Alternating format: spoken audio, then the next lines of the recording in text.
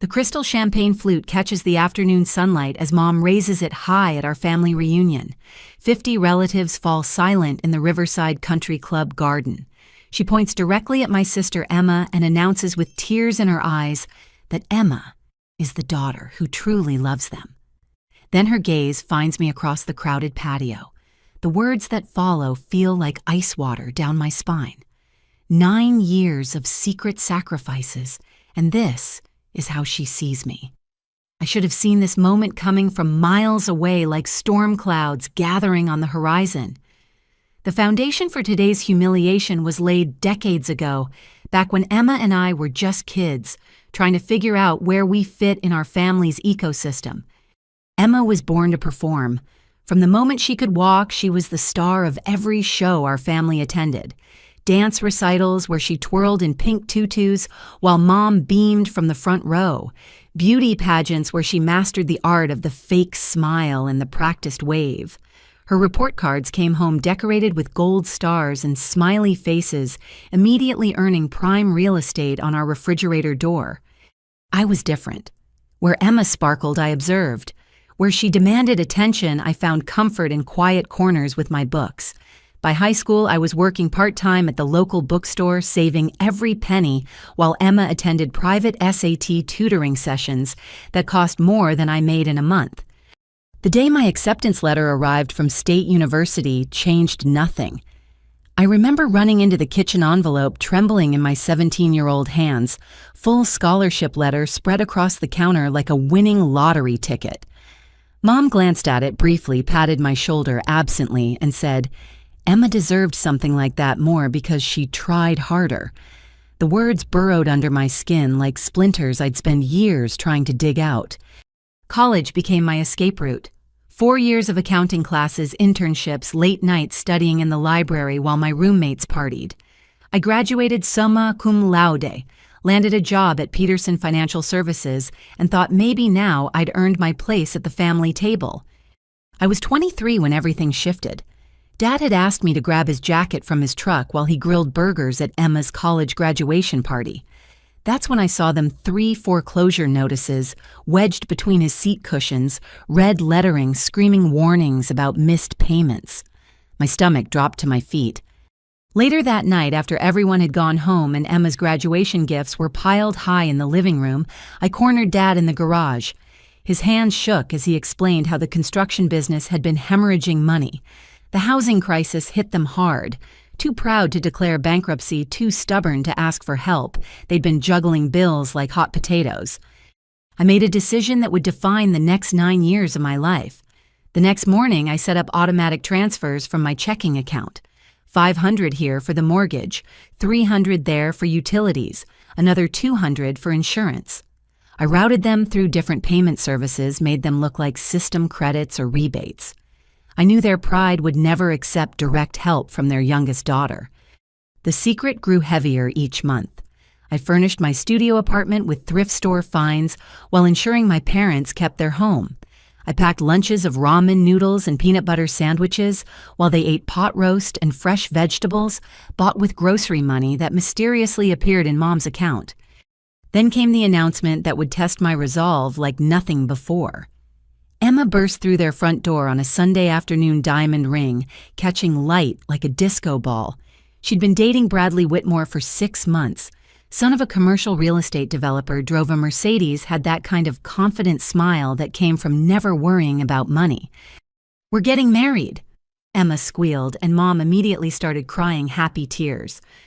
Within minutes, they were deep in wedding planning mode. Country club receptions, designer dresses, flowers flown in from Ecuador. I sat on the worn couch, mental calculator, tallying numbers that would crush what remained of my parents' finances. "We'll make it work," Mom said, eyes shining with determination. "Our baby girl deserves the perfect wedding." That night, I increased my automatic payments. My savings account dwindled as their wedding fund grew. Emma had no idea her fairy tale was being subsidized by the sister she barely acknowledged, the one who lived across town, but might as well have been invisible. The twist of the knife came 3 weeks later when I overheard Emma on the phone with her best friend. "Bradley's family is being so generous with the wedding. They're basically paying for everything because they know my parents are struggling. Isn't that sweet? She was taking credit for money that didn't exist, for generosity that wasn't theirs to give, while I sat at my desk past midnight doing freelance bookkeeping to make ends meet. But I swallowed the bitter pill and kept my silence. After all, that's what invisible daughters do best. 3 years slipped through my fingers like water each month, marked by the automatic deductions that had become as routine as breathing. My studio apartment on Maple Street was 400 square feet of carefully managed space. The Murphy bed creaked when I pulled it down each night, and the kitchen was so small I could touch both walls with my arms spread. But it was mine, or at least it was rented in my name while most of my salary flowed elsewhere. My Honda Civic had crossed the 15-year mark, its paint fading from navy to a color I called tired blue. The check engine light had become a permanent fixture on my dashboard, an amber reminder of repairs I couldn't afford.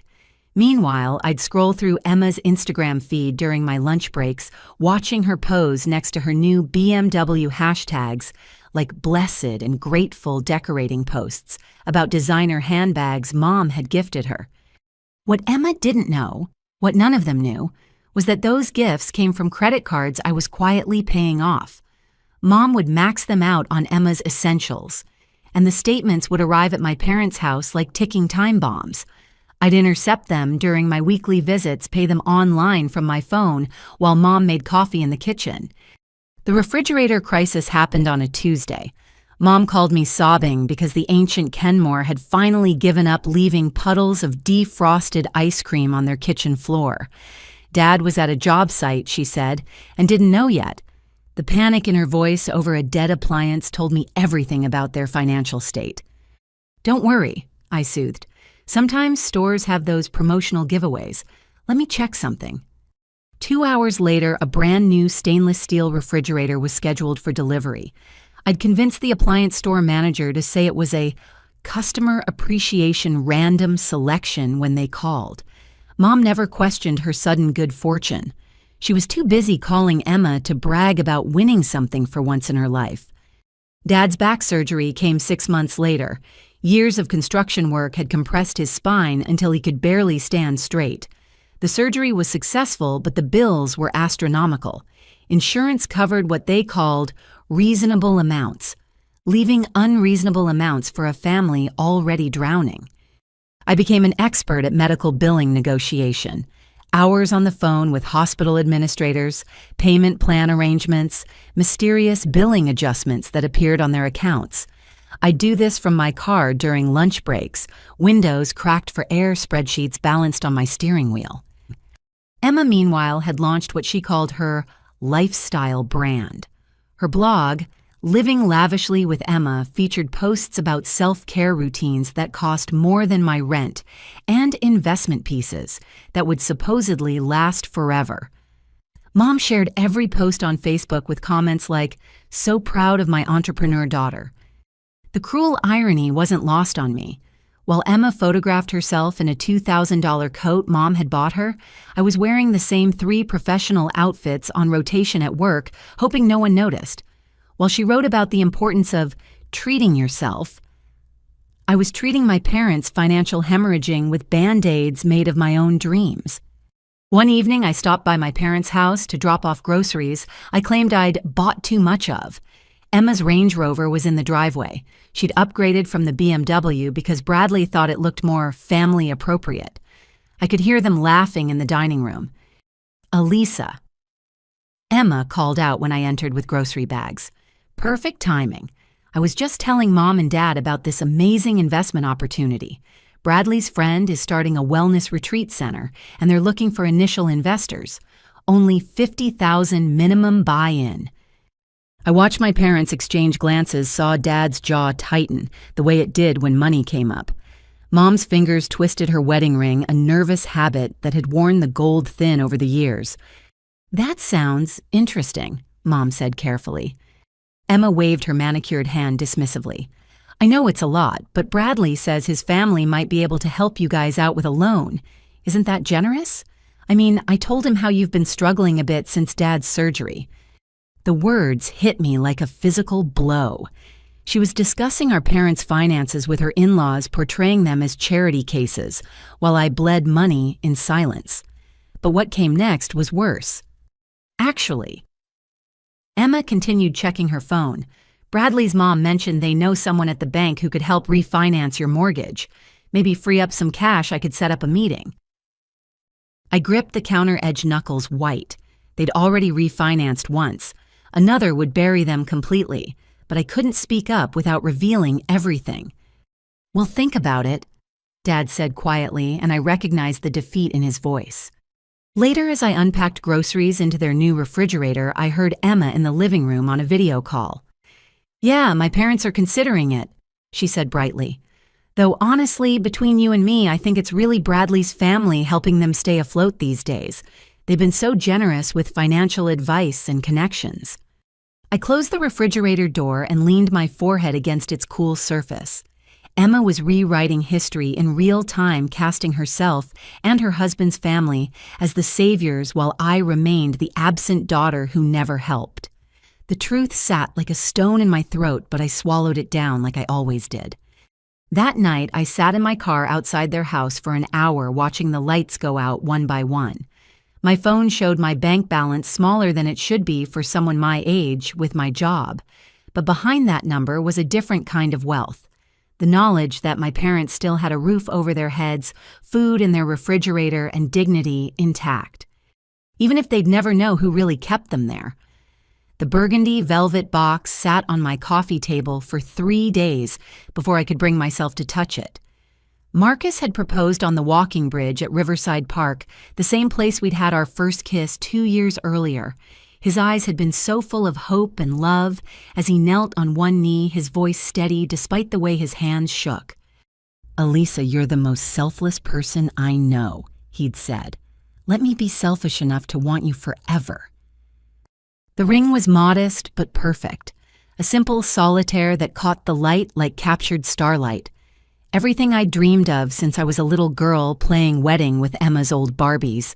But dreams cost money, and money was something I'd been hemorrhaging for 6 years. I wore the ring for exactly 1 week before I had to break his heart. "I'm just not ready." I told him over dinner at his apartment, the words tasting like ash in my mouth. Maybe in a year or two. The confusion and hurt that flickered across his face made me want to tell him everything. How I'd already calculated that even a courthouse wedding would mean 3 months of missed payments. How my parents' roof needed replacing and their car was making expensive noises. How Emma's lifestyle was still being subsidized by credit cards with my parents' names on them. But I kept my silence and handed back the ring. Marcus, to his credit, didn't push. He slipped the box into his pocket and reached for my hand instead. "I'll wait," he said simply. "You're worth waiting for." Those words followed me home, echoing in my empty apartment, where I sat at my desk and reshuffled numbers that never added up in my favor. The second job came 2 weeks later, a cleaning company that needed someone to do their books. 20 hours a week on top of my full-time position at Peterson Financial. My days blurred together. Office from 8 to 5, quick dinner of whatever was on sale at the grocery store, then bookkeeping until midnight. Weekends meant catching up on both jobs while fielding calls from Mom about Emma's pregnancy journey. "She's having such a hard time," Mom would sigh. Morning sickness all day long. We bought her one of those pregnancy pillows. Have you seen them? $200, but anything to help our baby girl be comfortable. I made appropriate sympathetic noises while calculating how much that pillow had really cost me. Everything had a double price tag now. What it cost them and what it cost me to cover their inevitable shortfalls. The first sign of my body's rebellion came on a Wednesday. I stood up from my desk at work and the world tilted sideways. My assistant Janet caught my arm as I swayed. "Honey, when's the last time you ate?" she asked, motherly concern creasing her forehead. I couldn't remember. Monday, Tuesday. The days ran together like watercolors in rain. Marcus started noticing too. Date nights became interrogations disguised as concern. Why did I have dark circles under my eyes? Why did I keep canceling plans? Why did my hands shake when I reached for my coffee? "I'm fine." became my refrain, a two-word fortress I'd built around the truth. Then came the call that shattered my carefully maintained equilibrium. Mom's voice was bright with excitement. "Elisa, wonderful news. We're going to be able to help Emma and Bradley with their new house." My stomach dropped. "What?" "We took out a second mortgage. The bank approved us yesterday. Isn't that fantastic? Emma found this gorgeous colonial in Westfield, and they just needed a little help with the down payment. 20% is so much these days." I sat down hard on my office chair, phone pressed to my ear like a lifeline to a sinking ship. They'd borrowed against the house I'd been killing myself to save. For Emma. Always for Emma. How much, I managed to ask. "Oh, don't worry about the details. Your father handled everything. We can manage the payments just fine." But I knew better. I'd seen their finances. Without my help, they couldn't manage their existing bills, let alone double their mortgage payment. The math was crushing in its simplicity. I'd need to find another $1,000 a month or watch them lose everything. That night, I called in sick to my second job and lay on my bathroom floor, cool tiles against my burning cheek. My body was screaming what my voice couldn't enough, but there was no enough when it came to family, no limit to what a good daughter should sacrifice. Marcus found me there at midnight when he used his spare key to check on me after I didn't answer his calls. "Jesus, Elisa," he breathed, kneeling beside me. "What's happening to you?" "Just tired," I mumbled, letting him help me to bed. He stayed that night holding me while I pretended to sleep. I could feel him studying me in the darkness, trying to solve the puzzle I'd become. But some puzzles were meant to stay in pieces, especially when putting them together would reveal a picture too painful to share. The next morning he made breakfast, eggs and toast that tasted like sawdust in my mouth. "We need to talk," he said gently. "About what?" I pushed food around my plate, avoiding his eyes. "About whatever's eating you alive. You're disappearing, Elisa. Right in front of me, you're fading away, and I don't know how to help if you won't let me in." The weight of his love pressed against the walls I'd built.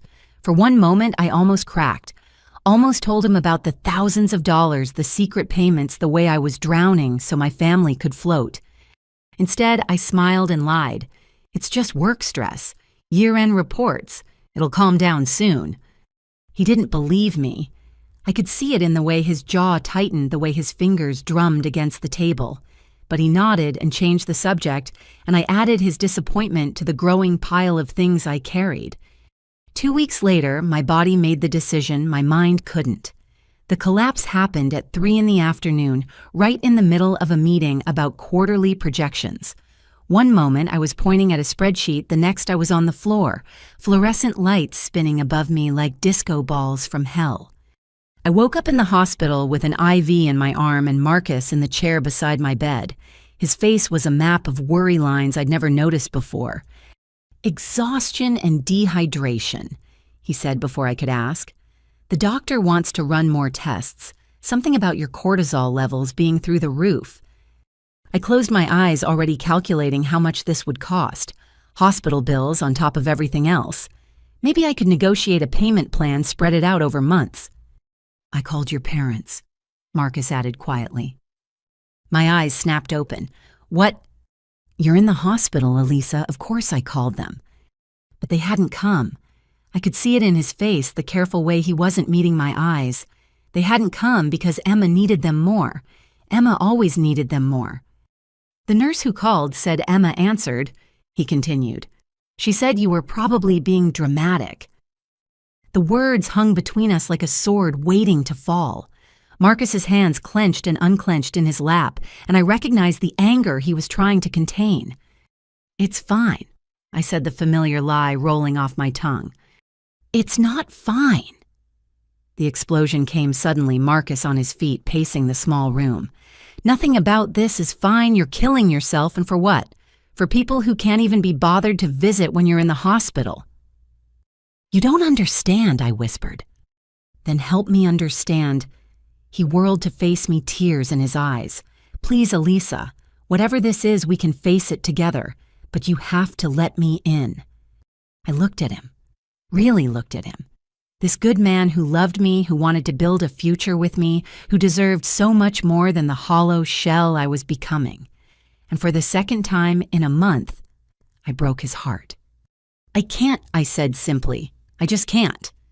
He stood there for a long moment, shoulders sagging under the weight of my rejection. Then he nodded, kissed my forehead gently, and walked out of the room. I spent 2 nights in the hospital tubes feeding me the nutrition I'd been denying myself. Mom finally called on the second day, full of apologies about not visiting. "Emma's having such terrible morning sickness," she explained. "We've been taking shifts staying with her. Bradley's working such long hours, you know. But we're thinking of you, sweetie. Get well soon." After I hung up, I lay in the sterile bed and stared at the ceiling. The nurse came in to check my IV, a middle-aged woman with kind eyes and gentle hands. "Boyfriend seems nice," she commented, adjusting my blanket. "He was here all night that first night, only left when visiting hours ended." "Yeah," I agreed softly. "He's wonderful. Don't see that kind of dedication much these days," she continued. "Man who sits by your bed all night is a keeper." I thought about Marcus in that uncomfortable chair, watching me sleep, probably trying to understand why I was destroying myself. A keeper. If only I could afford to keep him. "Sometimes," the nurse said, seeming to read my thoughts, "we get so caught up taking care of everyone else we forget we deserve care too." She patted my hand and left, but her words stayed. I deserved care. It was such a foreign concept, I tested it out like a new language. I deserve care. I deserve love. I deserve to not carry everyone else's burdens alone. But deserving and receiving were 2 different things, and I'd been taught long ago which category I fell into. When I was discharged, Marcus was there to drive me home. We rode in silence, the space between us, filled with everything I couldn't say. At my apartment, he helped me inside, made sure I had food in the refrigerator, and then stood by the door like he was memorizing my face. "I'm not giving up on us," he said finally, "but I can't watch you destroy yourself either. When you're ready to tell me what's really going on, I'll be here. But Elisa, please don't wait too long. We're both running out of time." After he left, I sat on my couch and opened my laptop. The bills were waiting as always. The second mortgage payment was due. The credit cards Emma had maxed out buying baby furniture needed attention. The electricity bill for my parents' house blinked urgently. I pulled out my calculator and got to work. My body might be screaming for rest. My relationship might be crumbling. My health might be failing. But the numbers didn't care about any of that. The burden had grown too heavy to carry, but I didn't know how to put it down. So I did what I always did. I made the payments, updated the spreadsheets, and pretended tomorrow would somehow be different, even though we all knew it wouldn't be. Thanksgiving arrived dressed in unseasonably warm weather, the kind that made Mom fret about her turkey drying out, and Emma complain about her pregnancy making her extra sensitive to heat. I stood in my parents' driveway holding a green bean casserole I'd made from scratch and gathering courage like armor for the battle ahead. Marcus beside me, his hand warm on my lower back. We'd been rebuilding slowly since my hospital stay 2 months ago. I still hadn't told him the full truth, but I'd stopped taking the second job and started eating regular meals. Small victories in a war I was still losing. "Ready?" he asked, pressing a kiss to my temple. "As ready as anyone can be for Thompson family Thanksgiving," I replied, attempting lightness. The front door swung open before we could knock. Mom stood there in her holiday apron, the one with turkeys wearing pilgrim hats that she'd had since I was 10. Her face lit up seeing us, then immediately shifted focus past us to the driveway. "Oh, good, you're here. Emma just texted that she's 5 minutes away. Can you help me set up the special pregnancy chair we bought her? Her back has been killing her." Inside the house smelled like my childhood. Sage and butter and that particular scent of too many people in too small a space. Dad was stationed in his recliner watching football with Uncle Pete and my cousin David. He half rose when he saw me, then settled back with a wave. "Hey there, stranger," he said, eyes not quite meeting mine. Ever since my collapse, there'd been this distance between us like he knew something he didn't want to know. I busied myself in the kitchen while Marcus was conscripted to help move furniture. The special pregnancy chair turned out to be a $300 ergonomic recliner that dominated the dining room. I bit my tongue and mashed potatoes with perhaps more force than necessary. Emma's arrival was announced by the slam of car doors and her voice carrying through the windows. "Bradley, be careful with that. Do you know how much that diaper bag cost?" She swept in wearing a designer maternity dress that probably cost more than my monthly rent, her bump artfully displayed hair professionally blown out. The nanny, yes, she already had a nanny for a baby not yet born, trailed behind carrying multiple bags. "There's my baby girl." Mom rushed to embrace Emma carefully as if she might break. "How are you feeling? Is the morning sickness better? Do you need anything?" Emma sank into her special chair with a dramatic sigh. "It's been so hard, Mom. You have no idea. Yesterday I could barely keep down the organic smoothie our chef made." I caught Marcus's eye across the room. He was fighting a smile, and I loved him for finding humor where I could only find frustration. "Elisa." Emma finally acknowledged me. "You look tired. Are you still working at that little accounting firm?" "Peterson Financial, yes. Same place for 8 years now." "How nice," she said in a tone that suggested it was anything but. Stability is so important for some people. Dinner was served on Mom's best china, the set she'd been collecting piece by piece since before I was born. Emma held court from her throne-like chair, regaling us with stories about their new Tesla, the nursery designer they'd hired, and the baby moon they were planning to Fiji. "Bradley's been so generous," she cooed, rubbing her bump. "He says nothing's too good for his little princess." "You don't know it's a girl yet," I pointed out, passing the gravy. Emma shot me a look. "Mother's intuition. Plus we're doing the early genetic testing next week, the one that costs $4,000, but tells you everything." I watched Dad's jaw tighten at the casual mention of such an astronomical sum. He'd been picking at his turkey, and I noticed his portions were smaller than usual. Mom, too, seemed to be eating less, pushing food around her plate while hanging on Emma's every word. "So Marcus," Mom said, suddenly turning to him with intent, "Elisa says you two are thinking about the future. Any plans we should know about?" My fork clattered against my plate. Marcus's hand found mine under the table. "We're taking things slow," he said diplomatically, "making sure we're on solid ground." "Smart," Uncle Pete chimed in. "Not like some people who rush into things, though at Elisa's age that biological clock must be ticking pretty loud." "I'm 31, I said flatly. "Exactly," Emma exclaimed. "I mean, I'm 28 and already feeling like I waited too long. Thank God Bradley proposed when he did. Some women end up waiting forever and then it's too late." She looked pointedly at my bare ring finger, the finger that had worn Marcus's ring for exactly 1 week before I'd had to give it back. "Actually," Marcus said, his voice carrying an edge I rarely heard, "Elisa and I have discussed marriage. The timing just hasn't been right." Mom laughed, the sound tinkling and false. "Oh, Elisa's always been too selfish to settle down. Career-focused, you know. Not like Emma, who understands what really matters. Family." The words hit like physical blows. Too selfish. As if the past 9 years hadn't happened. As if I hadn't bled myself dry keeping this family afloat while being labeled the absent one, the cold one, the one who didn't care. "Excuse me," I managed, standing abruptly. "I need to use the bathroom." I locked myself in the small powder room and gripped the sink edge until my knuckles went white. In the mirror, my face looked pale and drawn, the stress of keeping this secret eating me from the inside out. I could hear them laughing in the dining room, Emma's voice rising above the rest as she told another story about her perfect life. When I finally returned, the conversation had shifted to Emma's business ventures. "The boutique is just a minor setback," she was saying. "Bradley's friend has this amazing opportunity with a wellness retreat center. We're thinking of investing." "That sounds risky," Dad said carefully. Emma waved dismissively. "You have to spend money to make money, Daddy. Besides, we might refinance the house to get the capital. Bradley knows someone at the bank who could push it through quickly."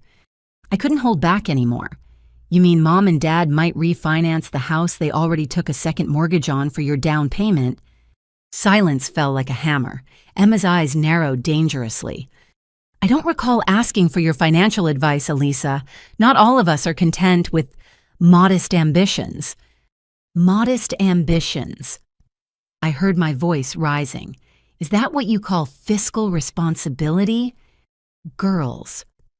Mom intervened, but Emma was already building steam. At least I'm not so bitter about my own life that I can't be happy for my family's success. When's the last time you even helped Mom and Dad with anything? You live 20 minutes away and we barely see you. I work, I said through gritted teeth. Some of us don't have the luxury of nannies and personal chefs. Emma's hand went to her bump protectively as if my words might harm the baby. You know what your problem is? You're jealous. You've always been jealous that Mom and Dad love me more. Emma, Dad's voice cracked like a whip, surprising everyone. But she was on a roll now. It's true. You sit there judging me, judging us, but where were you when Dad needed surgery, when they were struggling? Thank God for Bradley's family, or they'd have lost everything by now. The irony was so thick I could taste it. There I sat 9 years and nearly $250,000 deep in saving them being accused of abandonment by the very person whose lifestyle I'd been subsidizing. Marcus's hand tightened on mine. I could feel him vibrating with suppressed anger, and I knew he was one comment away from exploding with the truth.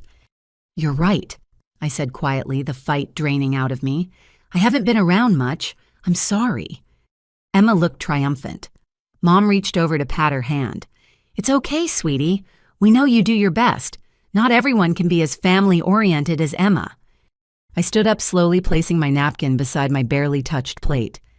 Thank you for dinner. We should go. Already? Mom looked genuinely surprised. But we haven't had pie yet. I made your favorite, pumpkin. I'm sure Emma will enjoy it, I said, gathering my casserole dish that had barely been touched. She always did like sweet things. As we made our exit, I heard Mom stage whisper to Emma, I don't know why she has to be so difficult. This is why I worry she'll end up alone. In the car, Marcus drove in silence for 3 blocks before pulling over. His hands gripped the steering wheel so tightly, I worried it might snap. I can't do this anymore, he said finally. My heart stopped. What? He turned to face me, eyes blazing. Watch you be abused by these people. Elisa, I've held my tongue for 2 years, but I can't pretend anymore. Something is very wrong here. They're my family, I whispered. No, he said firmly. Family doesn't treat you like that. Family doesn't call you selfish while you're killing yourself for them. And I think, God, Elisa, I think you've been hiding something huge from me. Something about money. The dam I'd built so carefully began to crack. Marcus, I've been watching, he continued. The way you flinch when your mom mentions buying Emma things. The way you can never afford anything but your parents somehow manage despite your dad barely working. The way you collapsed from exhaustion while working 2 jobs but won't say why. Tears were streaming down my face now. You don't understand. If I don't help them, they'll lose everything. Help them, his voice gentled. Elisa, how much? And in the parking lot of a closed gas station on Thanksgiving night, with my family's cruel words still echoing in my ears, I finally broke. I told him everything. The automatic payments, the credit cards, the second mortgage I was now covering. The $250,000 over 9 years that had bought me nothing but invisibility and scorn. Marcus listened in stunned silence. When I finished, he pulled me into his arms and held me while I sobbed out 9 years of suppressed pain. We're going to fix this, he murmured into my hair. I don't know how yet, but we're going to fix this. You're not alone anymore. She was right, though.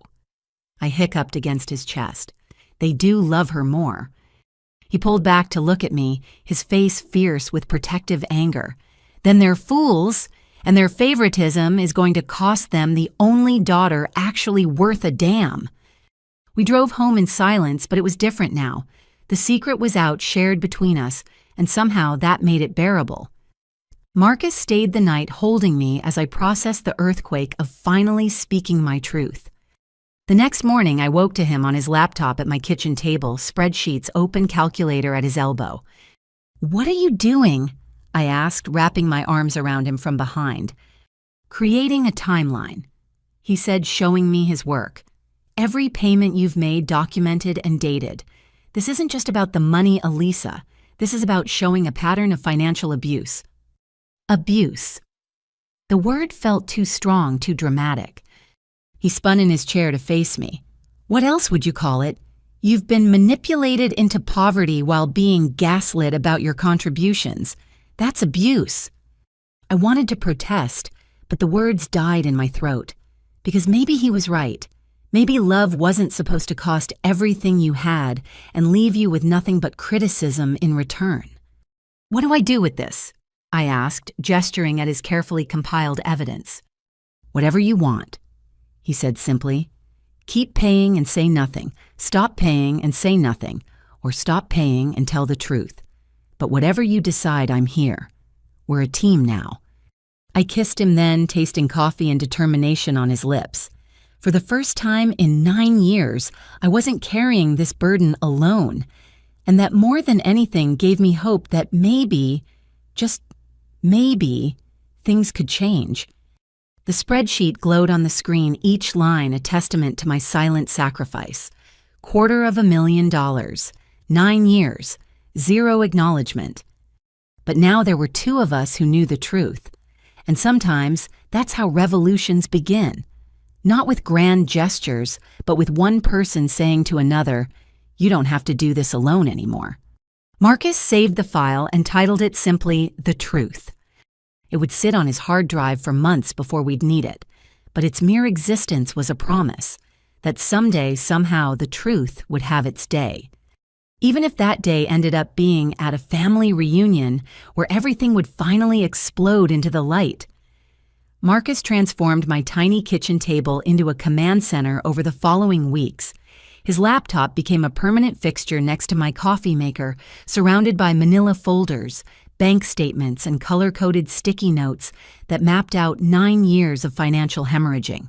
He approached the task with the methodical precision of the software engineer. He was turning my chaotic sacrifice into organized data. "Look at this," he said one evening, pivoting his screen toward me. "I've created a visualization of the money flow. Red lines are your payments.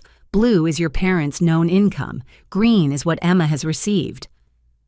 The graph looked like a crime scene. Red dominated everything, flowing from a single source, me, into multiple streams that all led to the same destination, my family's lifestyle. $247,000, Marcus announced, leaning back in his chair. "That's the current total with interest calculated on the credit cards you've been paying." Hearing the number out loud made it real in a way my mental calculations never had. $250,000. I could have bought a house, started a business, traveled the world. Instead, I'd purchased my own invisibility. "I've broken it down by category too." He continued clicking through tabs. "Mortgage payments, utilities, credit cards, medical bills, Emma's wedding, miscellaneous gifts to Emma. Want to guess which category is the largest?" "The mortgage." I ventured, though I suspected the truth. "Emma," he said flatly. "Between the wedding, the credit cards Mom uses for her, and the second mortgage for her house down payment, she's consumed 43% of the total."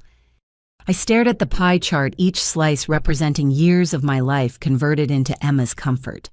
Marcus reached for my hand, his thumb tracing circles on my palm. "This isn't just numbers, Elisa. This is evidence of systematic financial exploitation." "They don't see it that way," I protested weakly. "Because they don't know. You've made yourself the invisible safety net. They jump without looking because they don't even know you're there to catch them." His words stung with truth. I'd created this dynamic as much as they had enabled it with my silence, fed it with my secrecy. The martyr complex my therapist would later identify was in full bloom. Marcus secured everything in an encrypted cloud folder he named Operation Truth. Banking passwords, PDF statements, transaction histories, even screenshots of Emma's social media posts showing off purchases I'd unknowingly funded. He treated it like evidence for a court case, which in a way it was. The court of family opinion. 3 days after he'd finished compiling everything, Emma showed up at my apartment. It was the first time she'd visited in the 2 years I'd lived there, and her presence felt like an invasion.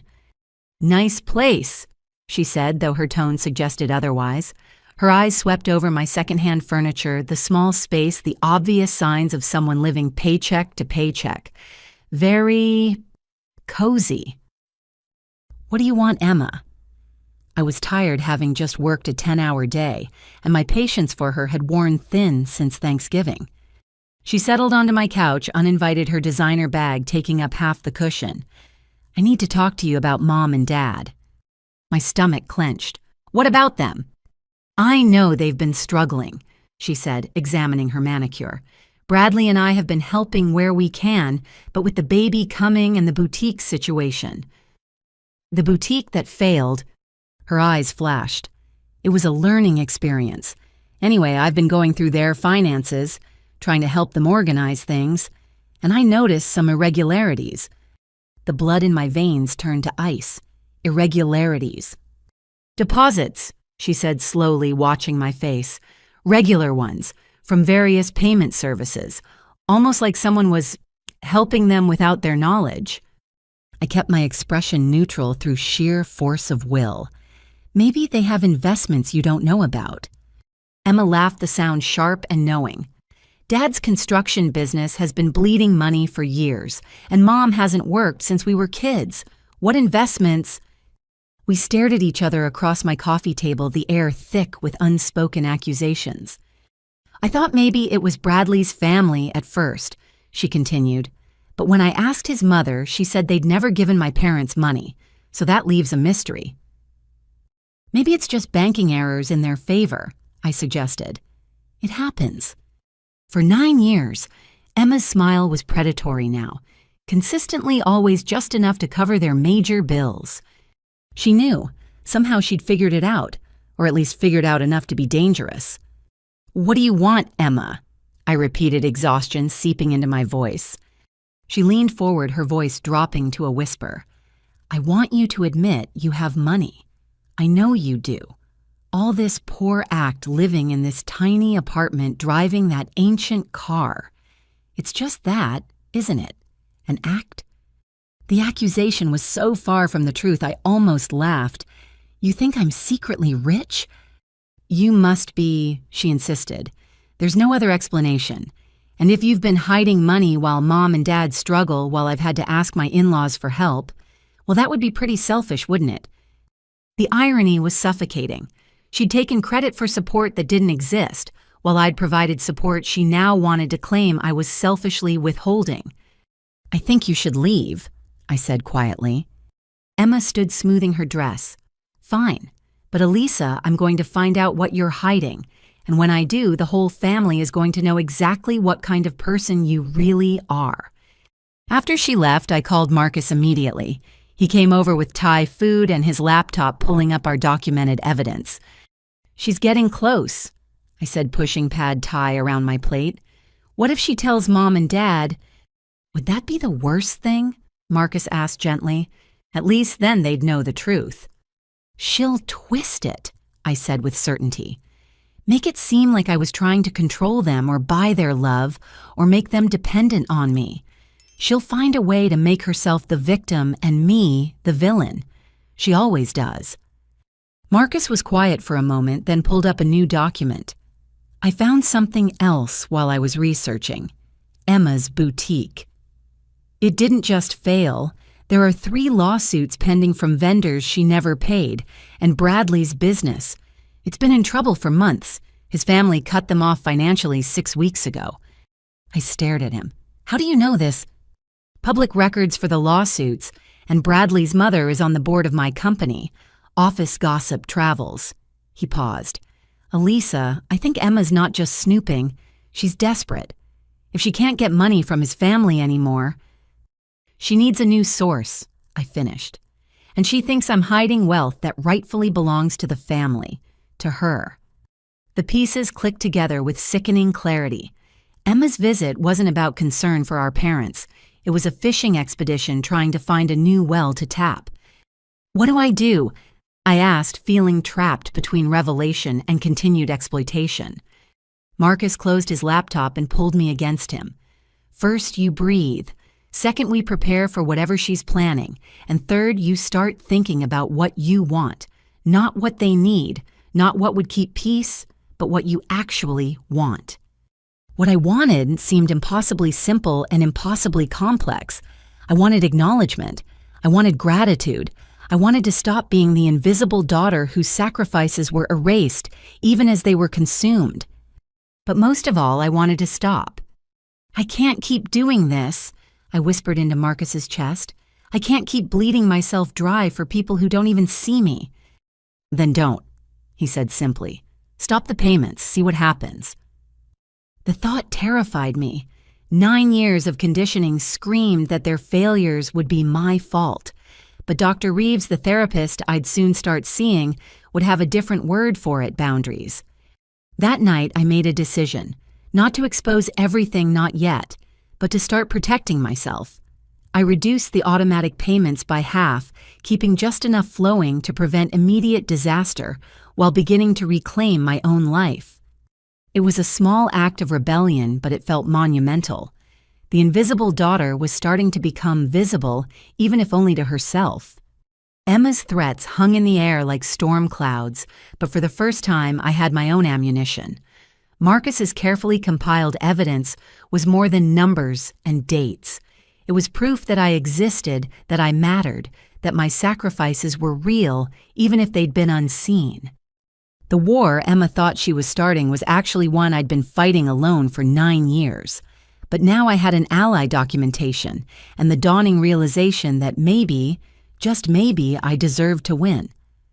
February arrived with ice storms that turned the city into a crystal palace of dangerous beauty.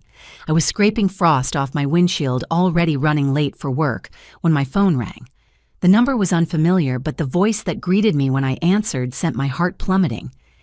"Is this Elisa Thompson? This is St. Mary's Hospital. Your father has been brought in with a cardiac event. You're listed as his emergency contact." The ice scraper fell from my numb fingers, clattering on the frozen pavement. "Is he... How bad is it?" "He's stable now, but he's being prepped for emergency surgery. How quickly can you get here?" I don't remember the drive, only that somehow I made it without sliding off the icy roads. The hospital lobby smelled of industrial disinfectant and fear. I found Dad in the cardiac unit, looking smaller than I'd ever seen him against the white sheets, machines beeping an electronic symphony around him. "Hey, kiddo," he whispered, attempting a smile that didn't reach his eyes. "Sorry about the fuss." "Don't you dare apologize," I said, gripping his hand. "What happened?" "Chest pains at the job site. Thought it was indigestion, but Jimmy insisted on calling the ambulance." His fingers squeezed mine weakly. "Good thing, too. Doc says one of my arteries is 90% blocked." A doctor appeared, all efficiency and careful words. "Triple bypass. Immediate surgery. Excellent surgeon. High success rate when caught in time."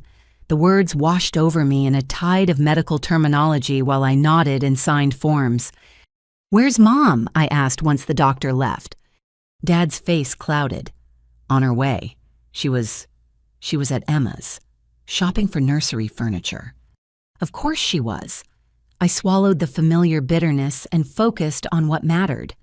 "The insurance will cover the surgery, but there might be additional costs. Don't worry about any of it, okay? Just focus on getting better." His eyes met mine, then really met them for the first time in years. "Elisa..." "Rest," I interrupted, not ready for whatever revelation might be coming. "We can talk after."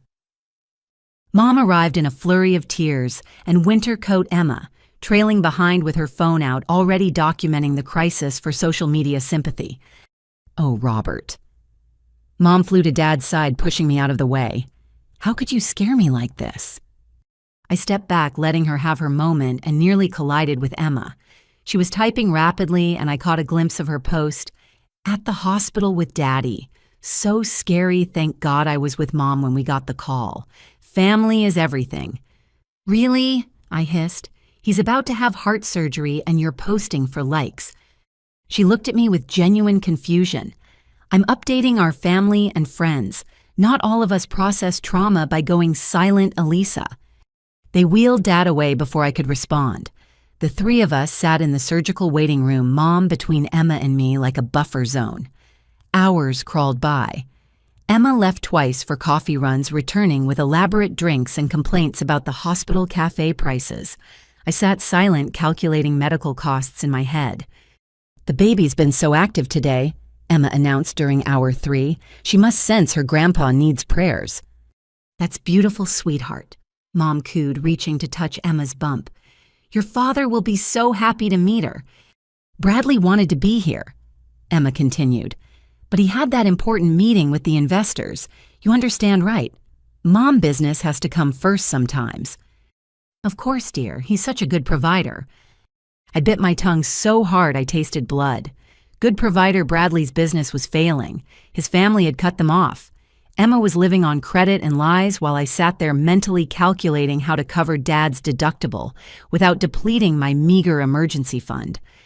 The surgeon finally appeared after 5 hours still in scrubs. The surgery went perfectly. He's a fighter. With proper recovery and cardiac rehab, he should make a full recovery. The relief nearly knocked me off my feet. Mom sobbed into Emma's shoulder while I peppered the surgeon with questions about recovery time, rehabilitation needs, follow-up care. Someone had to be practical. "Can we see him?" Mom asked. "He'll be in recovery for a few hours, then move to cardiac ICU, one visitor at a time once he's settled." "Emma should go first," Mom decided immediately. "She needs to rest being pregnant and all. This stress can't be good for the baby." I watched them walk away, Emma already on her phone again, probably updating her crisis posts.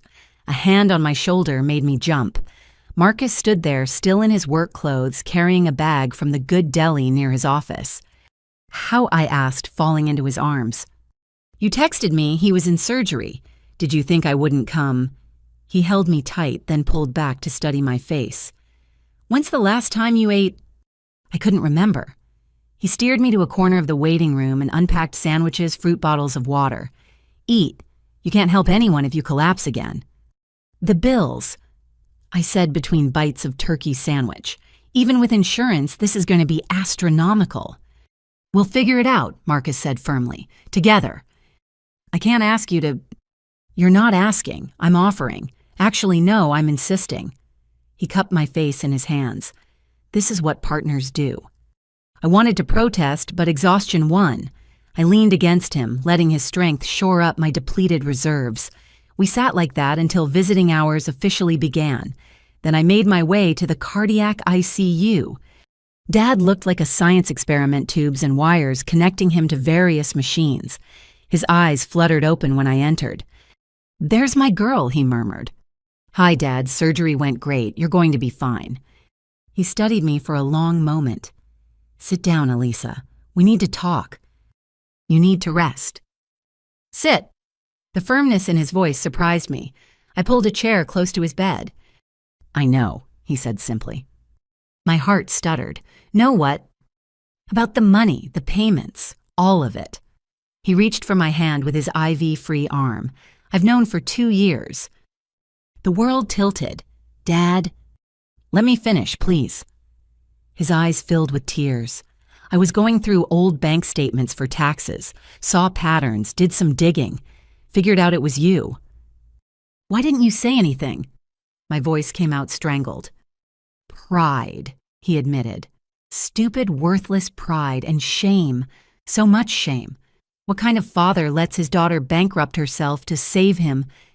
You weren't letting me. You didn't know." I suspected, though. Deep down. The mysterious deposits, the convenient windfalls whenever things got tight. I should have known Emma's in-laws weren't helping. They barely tolerate her. He squeezed my hand tighter, but I let myself believe it because the alternative meant facing what I'd allowed to happen. How we'd failed you. How I'd failed you. "Dad, stop. You need to rest." "No, I need to say this. Might not get another chance." He struggled to sit up slightly. "Your mother? She doesn't know." Can't see past Emma to save her life. But I see you, Elisa. I see what you've sacrificed, and it's killing me as surely as any blocked artery." Tears streamed down both our faces, 9 years of silence breaking like a dam. "I'm going to tell her," he said. "Tell everyone. At Sunday dinner next week, I'm going to—" "No," I interrupted. "Not like that. Not because you're scared and guilty. If the truth comes out, it has to be on my terms." He studied me, this daughter he'd overlooked for so long. "When did you get so wise?" "When I had to be," I said softly. A nurse appeared, checking his vitals and shooing me out. "He needs rest. You can come back in a few hours." I found Marcus in the waiting room, laptop open, working remotely. Mom and Emma had gone to the cafeteria. "How is he?" Marcus asked, making room for me on the uncomfortable bench. "Alive, grateful, and apparently not as oblivious as I thought." I told him about Dad's confession. Marcus whistled low. "That changes things." "Does it? He knew for 2 years and said nothing. Let me keep paying while Mom praised Emma for being the good daughter." "He was scared," Marcus said gently, ashamed. "Those are powerful silencers." "I know." I leaned against him. "I'm not angry, just tired, so deeply tired." The next few days blurred together. Hospital visits, insurance paperwork, coordinating Dad's care. I took time off work, practically living at the hospital. Emma visited once a day for exactly an hour, always with fresh complaints about pregnancy symptoms and Bradley's absence. "He's so busy with the new venture," she explained on day 3. "This investment opportunity won't wait, you know." I knew better than to ask what investment opportunity.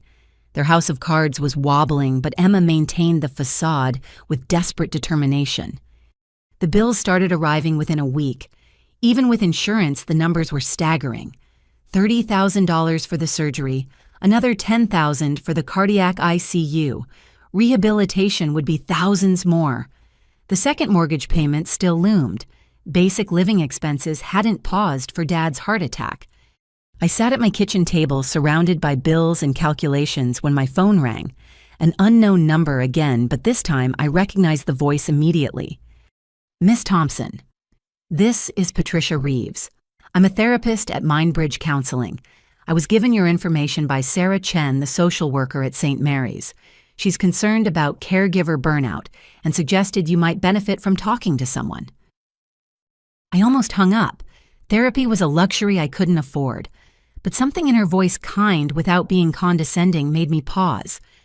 "I don't know if I can afford—" "We work on a sliding scale based on income and circumstances," Dr. Reeves interrupted gently. "Sarah filled me in on your situation. Not details, just that you're a caregiver dealing with significant family stress. Would you be willing to come in for an initial consultation? No charge for the first visit." Maybe it was exhaustion. Maybe it was the weight of Dad's confession. Maybe it was the simple kindness of a stranger offering help. Whatever the reason, I found myself agreeing. "How's Thursday at 4?" she asked. "I'll be there, Arth." I promised having no idea that this single decision would begin unraveling 9 years of destructive patterns. That night, I sat by Dad's bedside while he slept. The cardiac monitor beeped steadily, a metronome of survival. I'd saved him financially at least. But at what cost to myself? And how many more times could I pull off this magic trick before there was nothing left of me to give? "I see you, Elisa," he'd said. But being seen by one person didn't erase 9 years of invisibility. It didn't refill my empty bank account or restore my depleted spirit. Still, it was a start. One person in my family finally knew the truth. The foundation of secrets I'd built was developing cracks. I just didn't know yet whether that would save me or bury me when it finally collapsed. Dr. Patricia Reeves' office occupied the 3rd floor of a converted Victorian house, all warm colors and soft textures that invited confession. I sat rigidly on her cream-colored couch, hands folded in my lap like a schoolgirl called to the principal's office, wondering what exactly I was doing there. "Elisa," she said, settling into her chair with a cup of tea. She was younger than I'd expected, maybe mid-40s, with silver streaking through dark hair and eyes that seemed to see straight through my carefully constructed walls. "Thank you for coming. Why don't you tell me what brings you here today?" "The social worker at the hospital suggested it," I said carefully. "My father just had heart surgery." "That must be stressful. Are you his primary caregiver?" "I'm involved in his care." The evasion felt automatic, like breathing. She studied me quietly, letting the silence stretch until I filled it. "I help my parents sometimes, financially, when they need it." "Sometimes," she prompted gently. And somehow, in that warm room with this stranger who had no stake in my family dynamics, the truth began spilling out. Not just the money, but the weight of it. The exhaustion, the invisibility, the way love had become transactional in my family, measured in dollars I didn't have. $247,000. I finally said the number hanging between us like a confession. Over 9 years, and my mom doesn't even know. Dr. Reeves set down her tea. "That's a significant sacrifice. What do you think would happen if you stopped?" The question hit me like cold water. They'd lose everything, the house, their retirement. My dad just had surgery. "That's what would happen to them," she interrupted gently. "I asked what you think would happen to you if you stopped." I stared at her, genuinely confused. "To me, yes. How would you feel? What would change in your life?" "I'd feel guilty," I said immediately. "Selfish, like a bad daughter." "Interesting." She made a note. "You'd feel like a bad daughter for not giving them $250,000. Tell me what makes a good daughter in your family." "Emma," I said without thinking, then laughed bitterly. "My sister. She's the good daughter, pretty successful, married well, had the big wedding, pregnant now." "And she contributes financially?" "No, she receives. My parents help her when they can." "So the good daughter receives and you give, but you're not the good daughter." The logic of it laid out so simply made my head spin. "It's different. Emma makes them happy. She visits, calls, shares her life with them. I just pay bills. In secret." "Yes." "Why?" Such a simple question, such a complicated answer. We spent the rest of the hour excavating the roots of my behavior, tracing patterns back to childhood. The quiet child who earned love through usefulness, the teenager who worked while her sister was celebrated, the young woman who translated love into silent sacrifice. "I'd like to see you weekly," Dr. Reeves said as our time ended. "I think we have a lot to explore about boundaries, self-worth, and family dynamics." "I can't afford—" "Sliding scale. Remember, based on what you've told me about your finances, I can offer a rate you can manage. Consider it an investment in your health. Mental health is health, Elisa." I scheduled the next appointment and left feeling raw and exposed. The drive home took me past my parents' house. Mom's car was in the driveway, Emma's Range Rover beside it. They were probably planning nursery decorations or baby showers while Dad recovered in the hospital. Marcus was cooking when I got home, the apartment smelling like garlic and possibility. He took one look at my face and pulled me into his arms. "Rough session." "Enlightening," I corrected, breathing him in. "Did you know I've been buying love? Apparently I've set up a whole economy where I pay for the privilege of being ignored." He pulled back to look at me. "Is that what the therapist said?" "No, that's what I heard when she started connecting dots." I moved to the couch, suddenly exhausted. She asked what would happen if I stopped. To me, not to them. I couldn't answer. Marcus brought me a glass of wine and sat beside me. "What do you think would happen?" "I don't know. Maybe I'd find out if they love me at all or just what I provide." "That's a scary question." "Terrifying," I agreed. We sat in comfortable silence while dinner simmered. Then Marcus said quietly, "I love you.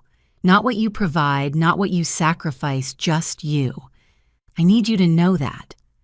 Tears pricked my eyes. "I know." "Do you Because sometimes I think you're so used to being unseen that you can't believe someone actually sees you." He was right. Dr. Reeves would later call it learned invisibility, a protective mechanism that had outlived its usefulness. But that night, I just let Marcus hold me while I considered the possibility that I might be worth loving without conditions. My second therapy session came 3 days after Dad was released from the hospital. I'd spent the morning coordinating his home care, arguing with insurance companies, and deflecting Mom's suggestions that Emma was too stressed to help. "Tell me about your week," Dr. Reeves began. I outlined the medical logistics, the financial juggling, the way I'd automatically stepped into the caregiver role, while Emma posted hospital selfies for sympathy. "You sound angry," she observed. "I'm not angry, I'm just tired." Those aren't mutually exclusive. You can be both tired and angry. In fact, exhaustion often masks deeper emotions we're not ready to face. "Fine, maybe I'm a little frustrated with Emma, my mom, the whole situation." I paused. "Myself." "Why yourself?" "Because I can't stop. Even knowing what I know, even with my dad finally acknowledging it, I'm still paying their bills, still enabling this dysfunction." "Change is hard," Dr. Reeves said, "especially when the patterns are decades old. What would need to happen for you to feel safe enough to stop?" I considered this. I'd need to know they wouldn't end up homeless, that Dad would get his medications, that they'd be okay. "So your prerequisite for self-care is ensuring everyone else is taken care of first. When you put it like that, it sounds ridiculous." Does it sound like something you learned very young? We spent the session excavating childhood memories, the time I gave Emma my birthday money because she wanted a toy, the way Mom praised me for being so generous while Emma played with her new purchase, the pattern establishing itself before I even understood what patterns were. "Children learn what love looks like from their parents," Dr. Reeves explained. "You learned that love meant giving until it hurt, then giving more. Emma learned that love meant receiving without question. Neither is healthy, but yours is actively harmful to your well-being." "Are you saying my parents don't love me?" "I'm saying they might not know how to love you in a way that doesn't hurt you. And more importantly, you don't know how to receive love that doesn't cost you everything."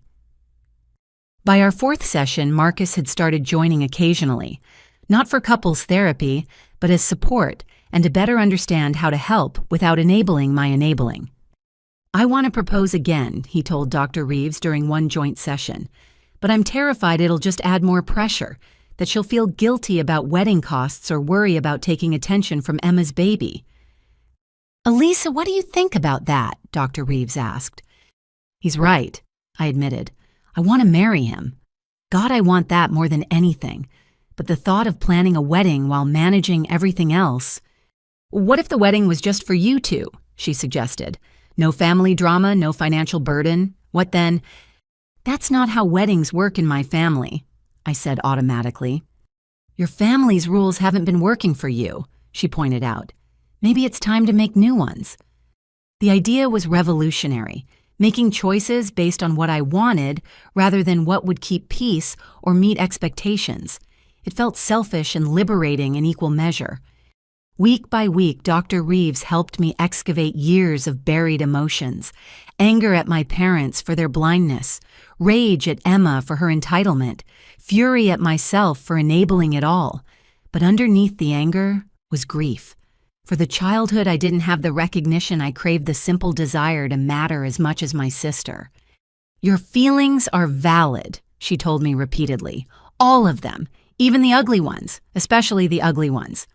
During our 8th session, I mentioned Emma's recent behavior, the fishing for information, the accusations about hidden money. "She's getting desperate," I explained. "Bradley's business is failing. His family cut them off.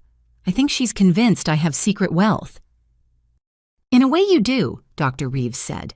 "You have the wealth of knowledge about where the money actually came from. That's power, Elisa. How does it feel to have power in this dynamic for once?" "I'd never thought of it that way." "Terrifying," I said honestly. "Like holding a bomb." "Bombs destroy," She agreed.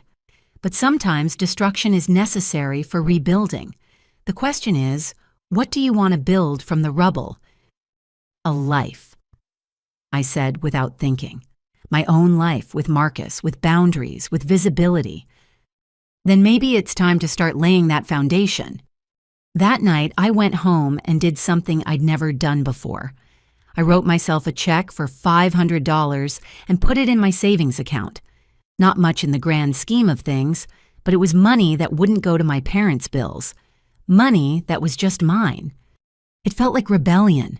It felt like self-care. It felt like the first brick in a new foundation. "I'm proud of you," Marcus said when I showed him the deposit slip. "It's just $500. It's not about the amount, it's about what it represents." He kissed me softly. "You're choosing yourself. Finally." Dr. Reeves had warned that change would trigger what she called extinction bursts, desperate attempts by others to restore the old patterns. She was right. Within a week, the requests escalated. Mom needed new appliances. Emma had unexpected medical bills. Dad's prescriptions were so expensive. But for the first time in 9 years, I had tools beyond automatic compliance. I had words like boundaries and self-care. I had Marcus's support and Dr. Reeves' guidance. Most importantly, I had the growing conviction that maybe, just maybe, I deserved to keep some pieces of myself instead of giving them all away. The therapy revelation wasn't a single moment of clarity. It was weeks of small realizations building into an avalanche of understanding. I wasn't a bad daughter for having limits. Love shouldn't require self-destruction. And visibility, being seen, acknowledged, valued, wasn't too much to ask from family. These simple truths felt revolutionary because they contradicted everything I'd been taught. But revolution, Dr. Reeves reminded me often, starts with someone saying, "This isn't working anymore." And it wasn't. The only question now was whether I'd have the courage to stop participating in my own erasure. The answer would come sooner than I expected in a country club garden where everything would finally explode into the light. My 32nd birthday fell on a Saturday in April, one of those perfect spring days that made promises about fresh starts and new beginnings. Marcus had planned carefully. Brunch at our favorite cafe, a walk through the botanical gardens, dinner at the restaurant where we'd had our first date. Simple, intimate, perfect. I woke to him bringing me coffee in bed, a single candle stuck in a blueberry muffin. "Make a wish," he said, smiling as morning light painted golden stripes across our bedroom. I closed my eyes and wished for courage, for boundaries, for the strength to stop shrinking myself to fit into spaces that were never meant for me. Then I blew out the candle and kissed him, tasting coffee and possibility. "Happy birthday, beautiful. Ready for your surprise." I thought today was the surprise, I said, gesturing at the tray he'd prepared. "Just the beginning." He pulled an envelope from behind his back. "Open it." Inside were tickets to a show I'd mentioned wanting to see months ago, back when spending money on myself felt impossible. My eyes welled up. "Marcus, these must have cost—" "Stop," he said gently. "No calculating today, no guilt, just joy, okay?" I nodded, swallowing the automatic protests. Dr. Reeves had been working with me on receiving without immediately calculating the debt. It was harder than it sounded. We were getting ready to leave when my phone rang. Mom's ringtone, the one I'd set to Dancing Queen years ago when she was going through an ABBA phase and never changed. "Don't answer," Marcus suggested. "Whatever it is can wait." But lifetime habits die hard. I picked up. "Oh, good, you're awake." Mom's voice was bright with excitement. "What time can you be at Emma's?" "Emma's, why would I?" "For the gender reveal party, of course. Didn't you get the invitation? Emma said she sent it weeks ago." I hadn't received anything, which meant Emma hadn't sent anything. This was deliberate. "Mom, it's my birthday. Marcus and I have plans." Silence. Then, "Your birthday?" Oh dear. I completely forgot. "Well, can't you celebrate tomorrow? Emma's already set everything up and you know how emotional she gets now with the pregnancy. Plus, Bradley's entire family is coming." It would look so bad if you weren't there. The familiar calculus began automatically. My wants versus family peace. My day versus Emma's expectations. Marcus watched my face, saw the internal struggle, and gently took the phone. "Hi, Mrs. Thompson. This is Marcus. Elisa won't be able to make it today. We have non-refundable reservations. I'm sure Emma will understand. Have a great party." He hung up before she could protest and turned my phone to silent. "But no," he said firmly. "Today is yours. Emma has had every other day. She doesn't get this one." An hour later, as we were enjoying eggs, Benedict, and mimosas, my phone lit up with texts. I made the mistake of looking. "Mom, I can't believe how selfish you're being. Your sister needs family support right now." "Emma, seriously, you're really going to miss finding out if you're having a niece or nephew because you want to go to brunch. Some aunt you'll be." "Mom again, Emma is crying. I hope you're happy." I showed Marcus, who read them with darkening eyes. "Do you know what's really happening here?" he asked. "They're proving Dr. Reeves right. Your birthday literally doesn't exist for them unless it serves Emma's needs." He was right. In their world, I was a supporting character whose personal milestones only mattered if they didn't conflict with Emma's spotlight. The realization hurt more than their forgetting. "Block them for today," Marcus suggested. "Just for today. Let yourself exist without their demands." So I did. I turned off my phone entirely and let myself have one perfect day. We browsed the botanical gardens, had lunch at a food truck, saw the show. For 24 hours, I wasn't anyone's invisible safety net. I was just a Lisa birthday girl loved by a good man who saw me as the main character in my own life. When I turned my phone back on Sunday morning, I had 37 missed calls. 22 from Mom, 15 from Emma. The voicemail started concerned and escalated to furious. "Call your mother," the first one said. By the 10th, "I don't know what's gotten into you lately, but this behavior is unacceptable." By the 20th, "Emma thinks you hate the baby. Is that what this is about, jealousy?" I deleted them all without listening to the rest, but I couldn't avoid them forever. Dad's cardiac rehab appointment was Monday, and I'd promised to drive him. When I arrived at my parents' house, the atmosphere was arctic. Mom answered the door with pursed lips and disappointed eyes. "Well," she said, "look who remembered she has a family." "Hi, Mom. Is Dad ready?" "He's in the living room, Elisa." Her voice shifted to the tone she'd used when I was young and had disappointed her. "What you did yesterday was cruel.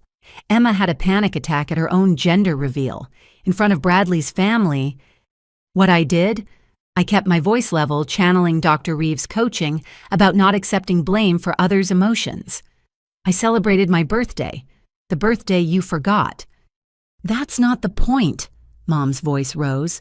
"Family comes first, always. I thought we raised you better than this." "You raised me to disappear," I said quietly, "to make myself small so Emma could be big, to give everything and expect nothing. And I did that for 32 years, but not yesterday. Yesterday was mine." Mom stared at me like I'd grown a second head. "I don't know what's gotten into you. That therapist is filling your head with selfish ideas." "The only selfish idea she's given me is that I might matter too," I said. "Crazy thought, right?" Dad appeared in the doorway, moving slowly but steadily. "Ready when you are, kiddo. Happy belated birthday, by the way." At least someone remembered. I helped him to the car, leaving Mom speechless in the doorway. The ride to rehab was quiet until Dad finally spoke. "It's a girl, by the way. Emma's having a girl." "That's nice," I said neutrally. Pink explosions everywhere. Glitter in places glitter should never be. He chuckled weakly. "Your mother went overboard as usual. Spent a fortune we don't have." "Dad." I know. You'll handle it. You always do." He stared out the window. "Except you shouldn't have to. No one should have to buy their family's love." "I'm not buying anything," I protested. "Aren't you?" He turned to look at me. $250,000 worth of trying to matter as much as your sister. But here's the thing, kiddo. You could give us $1 million and Emma would still be the sun we orbit around. It's not fair. Hell, it's not even rational. But your mother, she sees herself in Emma, the pretty one, the charming one, the one who makes life look easy. And I'm the one who makes life possible, I said bitterly. Yeah, he agreed simply. And we let you. God help us, we let a 23-year-old kid take on our failures because it was easier than admitting we were drowning. We rode in silence the rest of the way. During his rehab session, I sat in the waiting room and made a decision. Not a dramatic one, not yet, but a shift. I reduced the payments again. Not to nothing. I couldn't leave them completely stranded, but enough that I could put $1,000 in my own savings that month. Enough that when Marcus suggested we start looking at houses, I could say yes without calculating how it would affect my parents' budget. 2 weeks after my birthday, I discovered the real reason for Emma's desperation. Marcus had been right. Their financial situation was dire, but it was worse than we'd thought. I'd stopped by my parents' house to drop off Dad's medication when I found Emma in the kitchen, crying over a stack of papers. "What's wrong?" I asked, despite every instinct screaming to walk away. She looked up, mascara streaming. "Nothing. Everything. God, Elisa, I've made such a mess." For once, the tears seemed genuine. I sat across from her, maintaining distance but present. "Bradley's business went under," she said. "Officially, bankruptcy. We're going to lose the house." "I'm sorry," I said, meaning it. Whatever our issues, I didn't wish homelessness on anyone. "His parents blame me," she continued. "Say I pressured him into bad investments, like I knew anything about cryptocurrency or whatever he was doing." She pushed the papers toward me. Legal documents, foreclosure notices, credit card statements with numbers that made my eyes water. "Emma, how did it get this bad?" "I don't know." She was sobbing now. "We just kept thinking the next deal would fix everything. Bradley kept saying he had it handled, and I kept spending because that's what successful people do, right? They project success. I thought of all the Instagram posts, the designer clothes, the Tesla, projecting success while drowning in debt. The irony wasn't lost on me. We'd both been bleeding money we didn't have just for different audiences. "What are you going to do?" I asked. "Move in here," she said, gesturing around our parents' kitchen. "Mom already said yes, just temporarily until we figure things out." My blood ran cold. Here with a new baby. What choice do I have? She looked at me with red-rimmed eyes. "Unless, Elisa, I know we haven't been close, but you've always been the smart one with money. Is there any way you could help just a loan? I'd pay you back, I swear." There it was, the ask I'd been waiting for. Emma thought I had secret wealth, and now she wanted her share. "I can't," I said simply. "I don't have money to lend." Her expression hardened instantly. Right, of course not. Perfect Elisa sitting on her savings while the rest of us struggle. "Emma." "No, I get it. You've always resented me. This is your revenge, isn't it, watching me fail?" She stormed out, leaving me alone with her financial ruins spread across the table. I gathered them up and did what I always did. I analyzed. The situation was catastrophic. Without significant help, they'd be bankrupt within months. But for the first time in 9 years, I didn't calculate how to fix it. Instead, I left the papers neatly stacked and walked out. That night, I told Marcus about the encounter. "She's going to blame you," he predicted. "When they can't bail her out, when the reality hits, you'll become the villain who could have saved them but chose not to." "Let her," I said, surprising myself with the firmness. "I've been the villain and the victim and the invisible savior. None of it mattered. At least as the villain, I get to keep my money." "Our money," he corrected, pulling me close. "We're a team, remember." "Our money." I agreed, the words feeling foreign but right. For our life, our future, our family. "Speaking of which," he pulled out a real estate listing. "There's an open house next weekend. 3 bedrooms, nice yard, good school district for someday." For someday.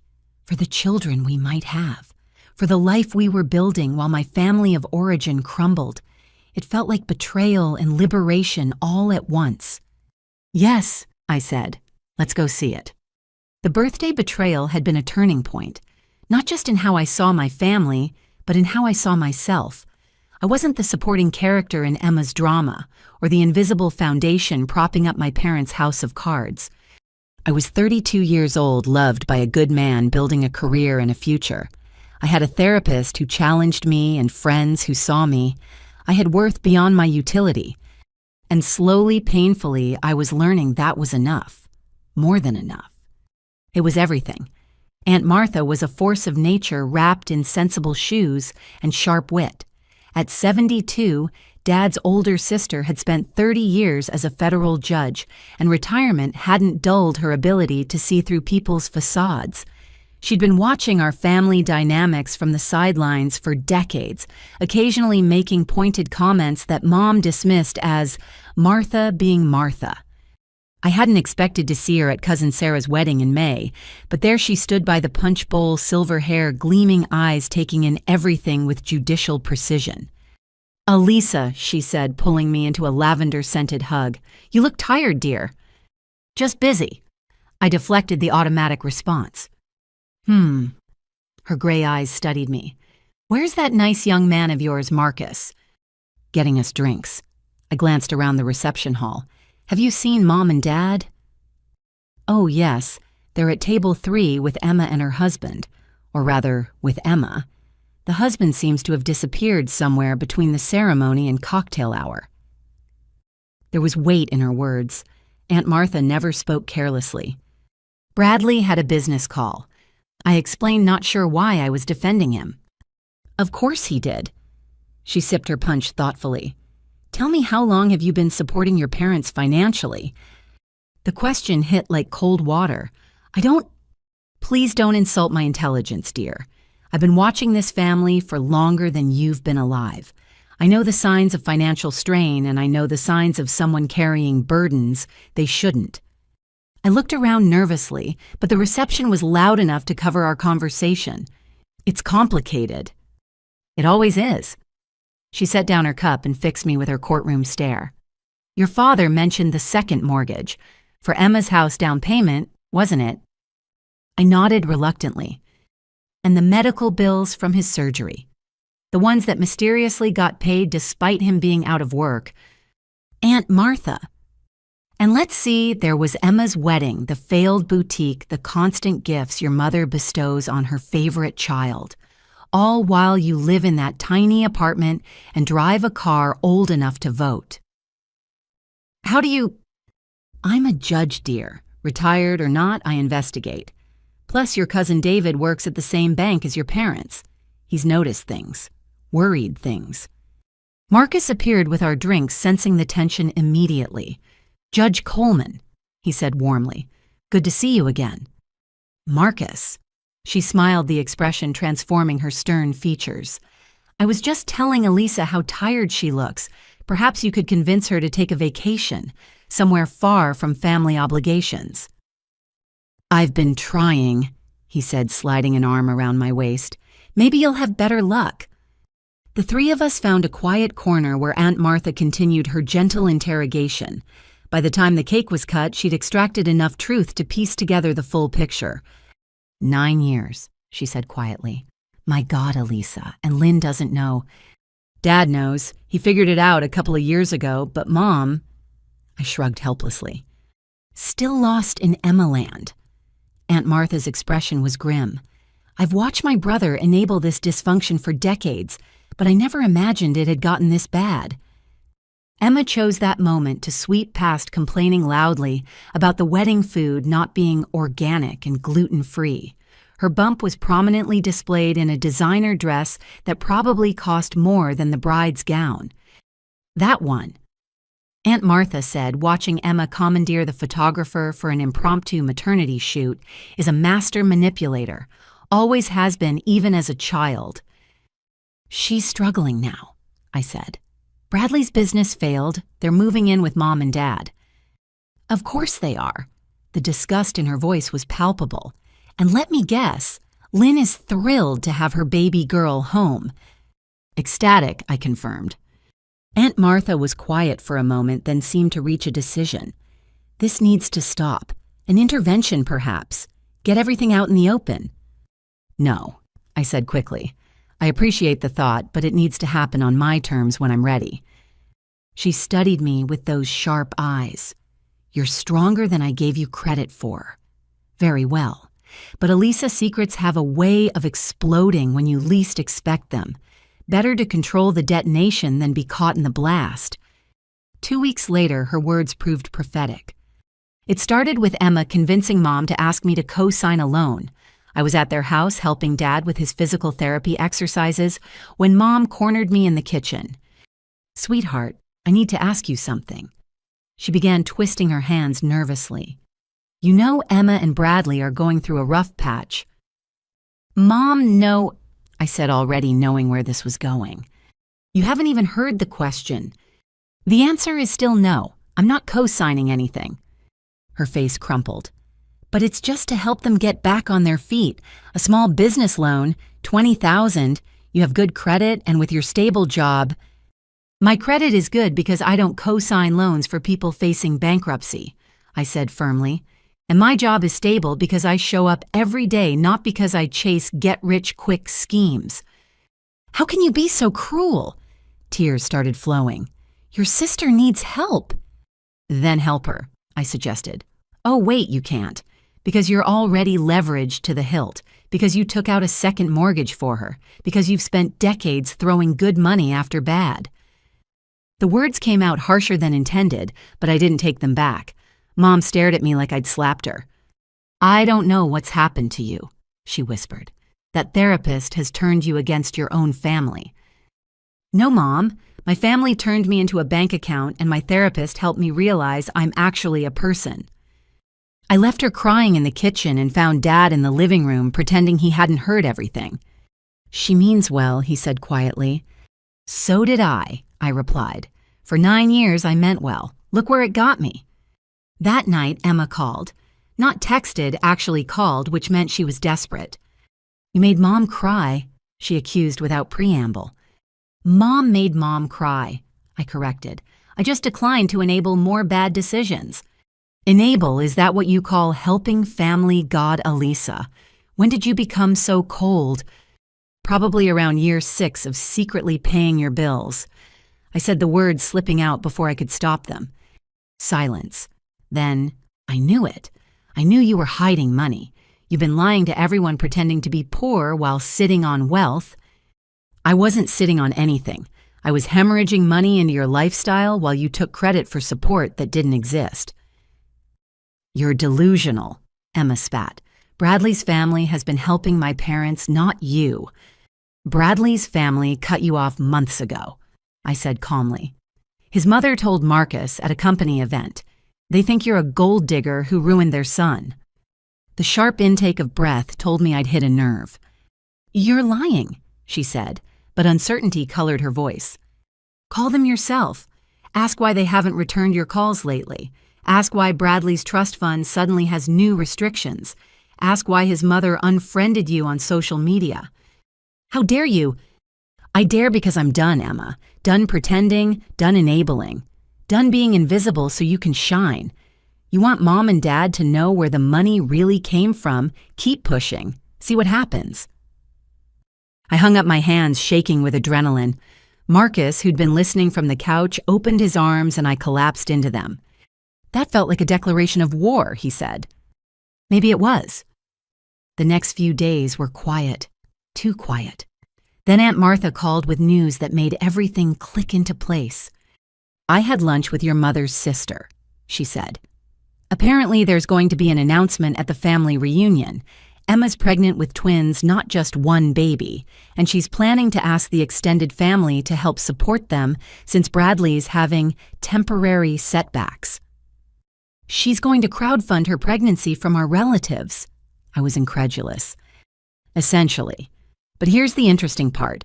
She's been telling everyone that you've been hoarding family money, that you got an inheritance from someone and didn't share. What inheritance from whom? The story varies. Sometimes it's a great aunt. Sometimes it's lottery winnings you're hiding. The point is, She's laying groundwork to make you the villain when you don't contribute to her fund. I laughed, actually laughed at the absurdity.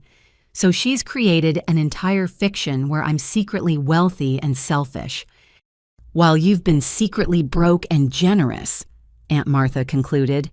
Ironic, isn't it? What should I do? Whatever feels right to you, dear. But if it were me, I'd start documenting everything. Emma's playing a dangerous game, and she doesn't realize you hold all the actual cards. That night, Marcus and I updated our evidence folder.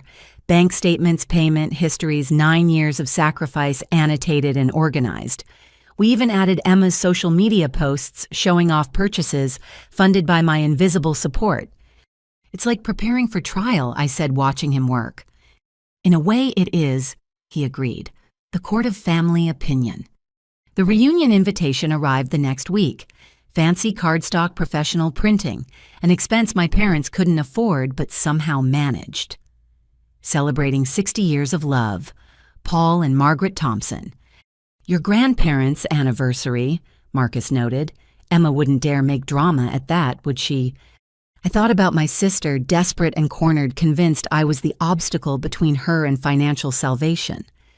She absolutely would, I said with certainty. In fact, I think that's exactly what she's planning. Marcus pulled me close. Whatever happens, we face it together. No more carrying this alone. No more, I agreed. But as I stared at the invitation, I wondered if I was ready for what came next. 9 years of secrets were about to explode into the light, and Aunt Martha was right. It was better to control the detonation. I just hoped I'd survive the blast. The 2 months before the reunion passed in a blur of mounting tension and small betrayals. Emma's return to our parents' house had transformed their modest home into a pressure cooker of financial stress and emotional manipulation.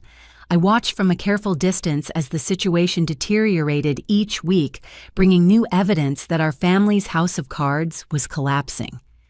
Bradley filed for divorce in early June. I heard about it not from Emma or my parents, but from Marcus's colleague whose wife worked at the courthouse.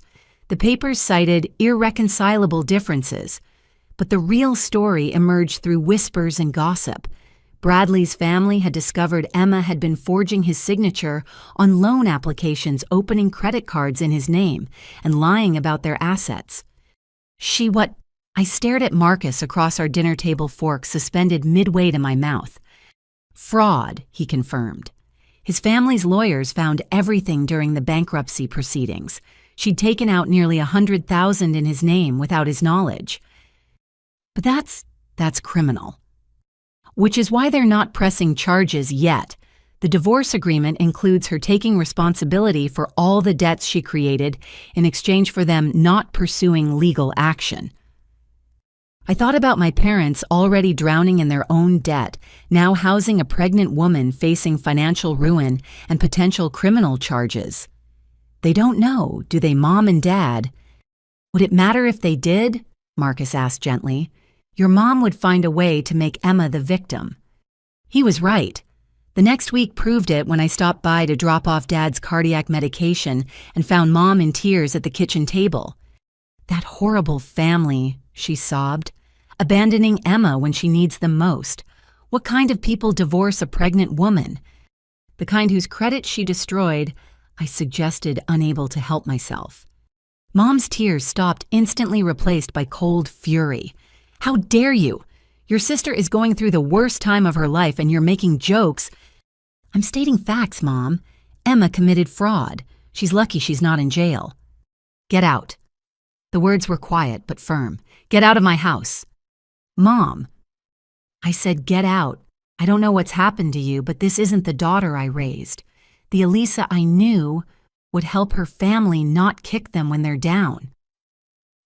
I left, but not before seeing Emma watching from the hallway, a small smile playing at her lips. She'd won this round, cementing her position as the victim, while I became the heartless villain. Dad called that night voice rough with exhaustion. She didn't mean it, kiddo. Your mother's just stressed. She meant it, I said. And you know what? That's okay. I'm tired of pretending this is normal, Dad. Tired of being punished for not enabling Emma's destruction. "What do you want me to do?" he asked helplessly. "She's my wife. Emma's my daughter. The babies are my grandchildren. I can't just abandon them." "I'm your daughter, too," I reminded him, but somehow everyone forgets that. The silence stretched between us before he quietly said, "I haven't forgotten. I see you, Elisa. I see everything you've done, but seeing and doing something about it are two different things, and I'm too old and tired for this fight." "Then I'll fight it alone," I said and hung up. Marcus found me on the balcony later staring at the city lights. "Want to talk about it?" "I'm done talking," I said, "done explaining, done justifying my boundaries. If they want to drown in Emma's chaos, that's their choice, but I'm not going down with them." "Good," he said simply, "because I have news. The house we looked at, our offer was accepted." I turned to stare at him. "What?" "I know we said we'd decide together, but I saw how you looked at it, how you touched the kitchen counters like they were a promise. So I made an executive decision." He pulled papers from his jacket. "We close in 30 days. Our life, Elisa, not theirs." I launched myself into his arms, crying tears that had nothing to do with sadness. "Our life," I repeated. "God, that sounds beautiful." "There's more," he said when I'd calmed down. "I think we should get married before the reunion. Just us, maybe a few friends. Something small and ours." "But what about—" "What about nothing?" he interrupted. "This isn't about them. This is about us starting our life together without their drama as the backdrop. What do you say?" "Yes," I breathed. "Yes to all of it."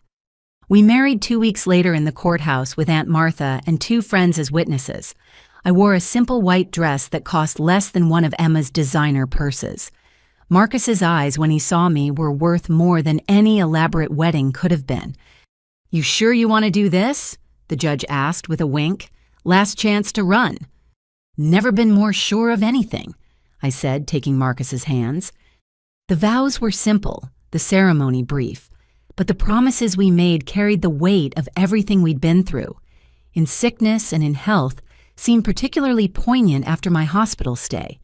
For richer or for poorer, held special meaning when he'd seen my financial struggles laid bare. "I now pronounce you husband and wife," the judge declared, and Marcus kissed me like we had all the time in the world because we did. Our time, our world, our life. Aunt Martha took us to lunch afterward, raising her champagne glass with tears in her eyes. "To new beginnings and healthy boundaries," she toasted. "May you build the life you deserve, not the one others demand." We moved into our house the following week.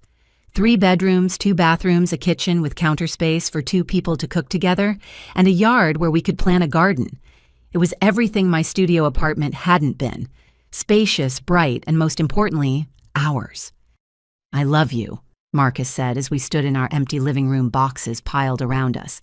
"I love that you're my wife. I love that we're building this together." "I love that I can actually say we now and mean it," I replied. "No more I against the world."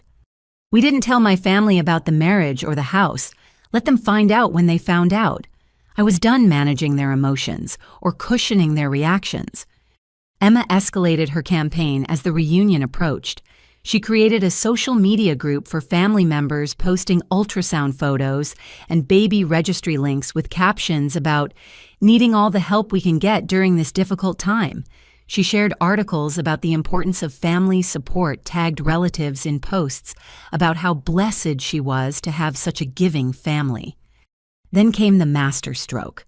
A week before the reunion, she posted in the family group, "I've heard some hurtful rumors about family members who could help but choose not to. Remember, what goes around comes around. Those who have been blessed should share their blessings." The subtext wasn't subtle. Several relatives reached out to me fishing for information about this supposed windfall I was hiding. I gave them all the same response.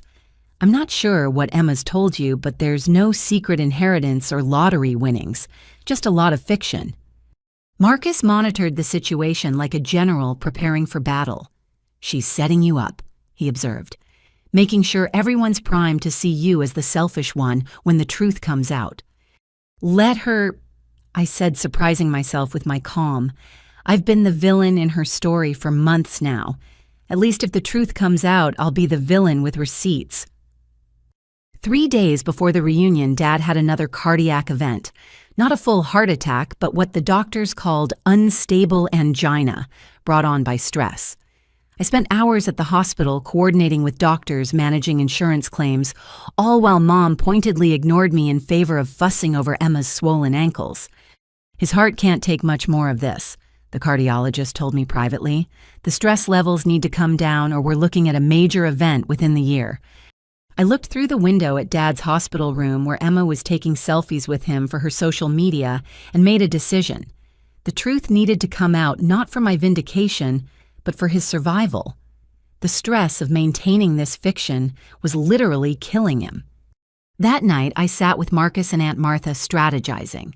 We had the evidence, the documentation, the receipts, but how to reveal it without causing the very stress that might harm Dad further? What if you didn't reveal it? Aunt Martha suggested. What if it revealed itself? What do you mean? She smiled, the expression sharp with judicial wisdom. Emma's greed will be her undoing. She's created a narrative where you're hiding money. What happens when she pushes that narrative in front of 50 relatives who start asking questions she can't answer? She'll double down, I predicted. Make wilder accusations. Exactly. And that's when you simply present facts. No drama, no emotion, just facts. Aunt Martha leaned back. Give her enough rope, as they say. The plan formed itself. I wouldn't go to the reunion planning to expose anything, but I'd go prepared with Marcus beside me and the truth at my fingertips. When Emma inevitably pushed her narrative, I'd be ready with calm, documented reality.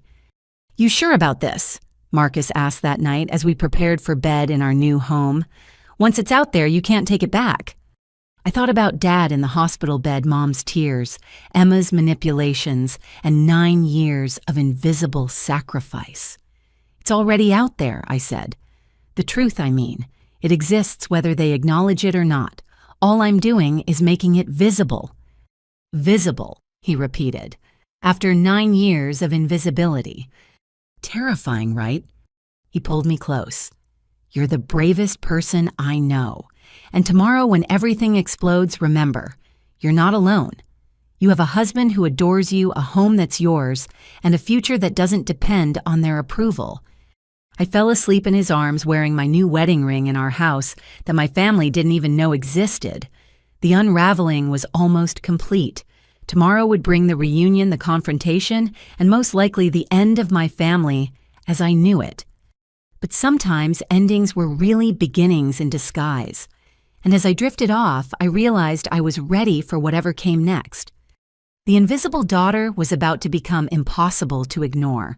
The Riverside Country Club sprawled across manicured acres like a monument to old money and older traditions. As Marcus pulled our car into the parking lot, I could see the white event tents already bustling with relatives arriving for my grandparents' 60th anniversary celebration. The same venue where Emma had her fairy tale wedding, where my parents had renewed their vows at 25 years, where family milestones were marked with champagne and carefully orchestrated photos. Ready? Marcus asked, squeezing my hand. No, I admitted. But let's do this anyway. I dressed carefully. A navy dress that was elegant without being flashy. My grandmother's pearl earrings that Mom had given me years ago, before Emma became her whole world. Marcus looked handsome in his gray suit, his wedding ring catching the morning light. We decided not to hide our marriage, but not to announce it either. Let them notice or not. Aunt Martha met us at the entrance, resplendent in emerald green. Darling, she said, kissing my cheek, you look lovely, and married if I'm not mistaken. Her sharp eyes had caught our rings immediately. 2 weeks ago. Marcus confirmed. Courthouse wedding. Good for you, she said firmly. Your life, your choices. Now let me brief you on the situation inside. Emma's been here since dawn, directing everything like she's the mother of the bride. Your mother is letting her naturally. Your father looks exhausted. He should still be resting after his hospital stay. and the extended family, buzzing with curiosity about Emma's situation and these rumors about your supposed secret wealth. She's been working the room, poor pregnant abandoned wife, while heavily hinting that family should help family. Aunt Martha's expression was grim. I give it an hour before she makes her move. We entered together a small unit of sanity in what promised to be a circus. The country club's main ballroom had been transformed with white and gold decorations, photos of my grandparents through the decades adorning every surface. It was beautiful and expensive. Another bill I wondered who would pay. Elisa. My grandmother spotted me first, her weathered face breaking into genuine joy. "There's my girl." I hugged her carefully, aware of her fragile bones. Grandpa joined us, his eyes twinkling. "About time you showed up. Martha tells us congratulations are in order." "We got married," I confirmed quietly. "Small ceremony. We wanted something just for us." "Smart," Grandpa said, glancing across the room where Emma held court with a group of aunts, her bump prominently displayed. Sometimes the best celebrations are the quiet ones. We made our rounds greeting relatives I hadn't seen in years. Most were warm but curious, their eyes searching for signs of the wealth Emma had been hinting at. I kept my responses bland, deflecting questions about my success and redirecting conversations to safer topics. "There she is," Emma's voice carried across the room an hour into the event. My sister finally gracing us with her presence. She approached with the determined waddle of late pregnancy, several cousins in her wake.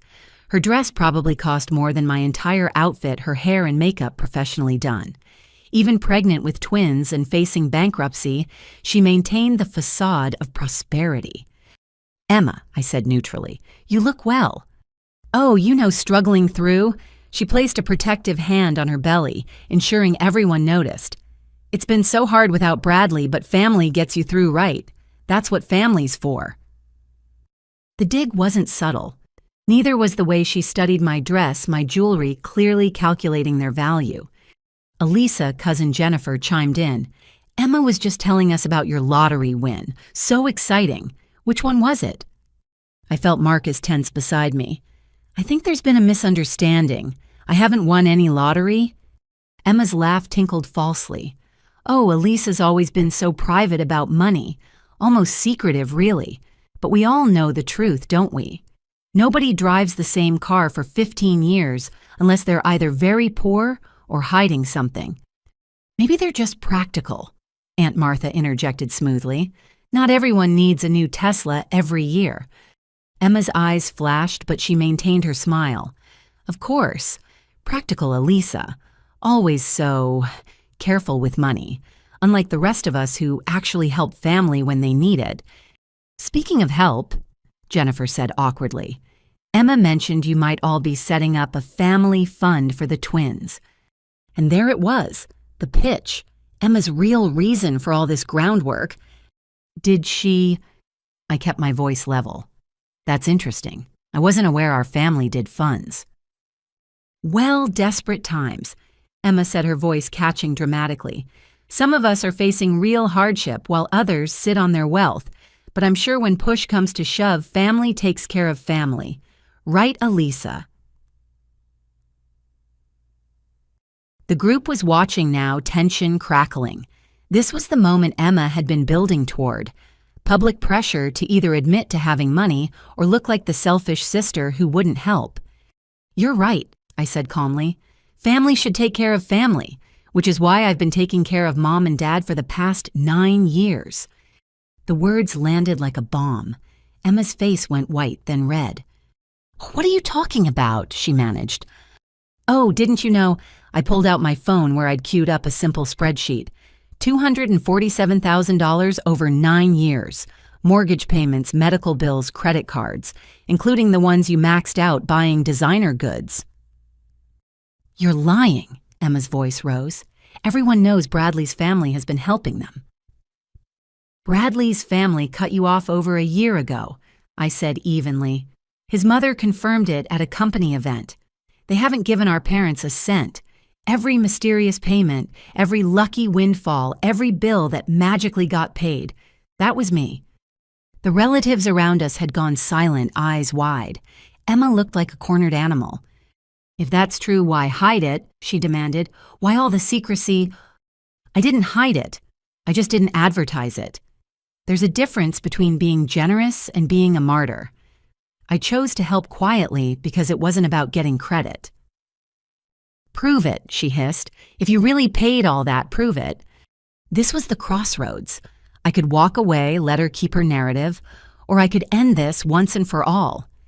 I looked at Marcus, who nodded slightly, then at Aunt Martha, whose expression was grimly satisfied. Finally at my parents, who had approached during the commotion. Dad looked stricken. Mom looked confused. "Okay," I said simply. I opened the cloud folder Marcus had prepared and connected my phone to the large screen the country club used for presentations. "Let's look at some receipts." What followed was 15 minutes of methodical destruction. Bank statements showing automatic payments, credit card records with Emma's purchases highlighted, medical bills with my payment confirmations, the second mortgage documents with my account covering the payments. The room was dead silent except for the click of each new document appearing on screen. "The wedding," I said, showing invoices. $23,000. Emma told everyone Bradley's family paid. They didn't. Click. Dad's surgery, $30,000 after insurance, paid in full from my savings. Click. Mom's credit cards maxed out buying Emma gifts, $15,000 paid off over 18 months. Click, click, click. 9 years of invisible sacrifice made visible in devastating detail. "This is cruel," Emma whispered, tears streaming down her face. "Humiliating me at Grandma and Grandpa's anniversary." "No," I said firmly. "What's cruel is letting me bankrupt myself while you took credit. What's cruel is Mom calling me selfish while you spent money I didn't have. What's cruel is Dad lying in a hospital bed stressed about bills I was secretly paying while you posted selfies for sympathy." I turned to face the assembled relatives, many of whom had been prepared to fund Emma's lifestyle based on her lies. "I'm not wealthy. I'm not hiding lottery winnings or secret inheritances. I'm a 32-year-old accountant who spent 9 years hemorrhaging money I couldn't afford to lose because I thought that's what love looked like. I was wrong." The screen showed one final document, a photo of Marcus and me at the courthouse exchanging rings. 2 weeks ago, I married the man who helped me realize I deserve better. We bought a house, a small one but ours. We're building a life based on truth, not manipulation, and we're done funding anyone else's fantasy. I turned off the screen and faced my family. Mom had sunk into a chair, face pale. Dad stood behind her, tears on his cheeks. Emma held her belly like a shield mouth, opening and closing without sound. "I love you all," I said quietly, "but I'm done disappearing so others can shine. Done being the villain in Emma's fiction. Done pretending this is normal or healthy or what family means." "How could you," Mom finally whispered, "airing our business like this?" "How could I not?" I countered. "Dad's in and out of the hospital from stress. Emma's facing fraud charges. You're about to lose your house, and somehow I'm still the bad guy for not giving more no. This ends now." "So you're abandoning us," Emma found her voice. "When I'm pregnant and alone, I'm not abandoning anyone. I'm just no longer financing your life. There's a difference." "Some sister you are," she spat. "Some daughter." "Yeah," I agreed. "Some daughter. The one who gave $250,000 and got called selfish for not giving more. The one who saved your home while being told she never helped. The invisible one who's finally visible." I took Marcus's hand. "We should go. Happy anniversary, Grandma and Grandpa. I'm sorry it happened this way." "Don't you dare leave." Mom stood shaking. "You've ruined everything." "No, Mom, I've revealed everything. There's a difference." We walked out together, Marcus, Aunt Martha, and me. Behind us, the room exploded into chaos. Relatives demanding explanations. Emma sobbing dramatically, Mom's voice rising in hysteria. In the parking lot, I stopped and breathed. The sun was shining, birds were singing. The world hadn't ended. "You did it," Marcus said, pulling me close. "You made yourself visible. Was it worth it?" I asked, already knowing the answer. "Ask me in a year," I said, "when the dust settles and we see what's left." Aunt Martha hugged us both. "I'm proud of you, dear. That took tremendous courage." "What happens now?" I asked. "Now," she smiled. "Now you go home to your house with your husband and live your life. Let them sort through the wreckage. You've carried them long enough." As we drove away, my phone exploded with messages. I turned it off without looking. Tomorrow would bring the aftermath, the calls, the accusations, the family choosing sides. But today I was visible. Today I was free. And that was enough. The Riverside Country Club's ballroom felt like a courtroom. As I stood there, the projection screen behind me still displaying the last image of Marcus and me exchanging rings at the courthouse. 50 relatives stared in stunned silence, the weight of 9 years of receipts having just shattered Emma's carefully constructed fiction in the span of 15 minutes. Mom's voice cracked through the silence first. "How dare you, how absolutely dare you turn your grandparents' celebration into this attack on your family. Attack." I kept my voice level, though my hands trembled. Showing proof of financial support is an attack. Then what do you call Emma's months of spreading lies about me hoarding wealth? I call it a misunderstanding. Mom was on her feet now, face flushed. One that could have been handled privately with dignity. Like Emma handled it privately when she created a social media group to crowdfund from our relatives. I gestured to the aunts and cousins who'd been ready to open their wallets. Or when she told everyone I won the lottery but was too selfish to share. "You're twisting everything," Emma cried, mascara running in black rivers. "I never said—" "Family takes care of family," I quoted. "Unless the family member is me, apparently. Then family takes and takes and takes while calling me selfish for having limits." Dad stepped forward, his face gray with exhaustion and something that might have been shame. "Elisa, please. Not here. Not like this." "Then where Dad? When?" My voice broke slightly. "In another 9 years, when I've given $500,000, when you're back in the hospital because the stress is killing you, when Mom's still praising Emma for breathing while I'm invisible." "Invisible?" Mom laughed bitterly. "You're standing here destroying our family in front of everyone and you call yourself invisible." For 9 years, I was invisible. 9 years of sacrifice while Emma got credit for help that didn't exist. 9 years of being called selfish and cold while bankrupting myself for you.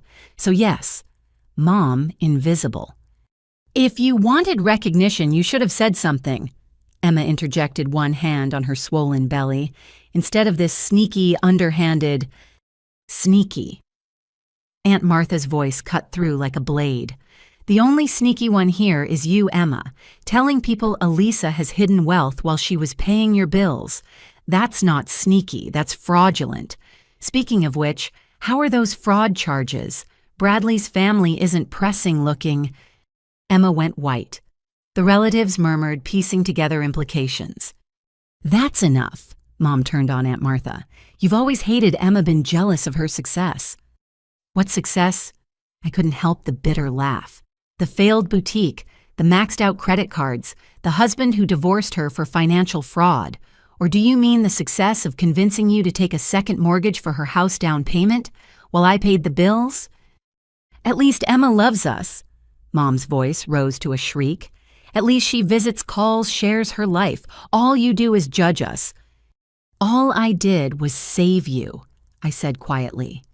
Over and over, without thanks, without acknowledgement, without even basic respect. But you're right. Emma loves you. She loves you so much she was willing to let you lose everything as long as she got hers. "How dare," Emma started.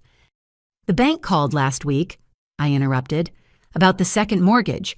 You're 3 months behind because I reduced my payments. Did Emma offer to help? Did she sell her designer bags or jewelry? Or did she move back in and add more expenses while contributing nothing?" The silence answered for her. "You don't understand," Emma said desperately. "I'm pregnant with twins. Abandoned. I have nothing—" "You have everything I paid for," I corrected. "The wedding, the honeymoon, the clothes, the bags, the car, everything Mom bought you with credit cards I paid off. You just don't have my continuing subsidization." "So that's it." Dad's voice was hollow. "You're cutting us off, leaving us to drown." "I'm letting you swim," I said. "There's a difference. And if you drown, it won't be because I didn't throw enough life preservers. It'll be because you tied anchors to your own feet." "Cruel," Mom whispered. "So cruel. I didn't raise you to be this heartless." "You didn't raise me at all." I said the truth, finally breaking free. "You raised Emma. I raised myself. And then I raised you financially for 9 years, while you called me selfish for not giving more."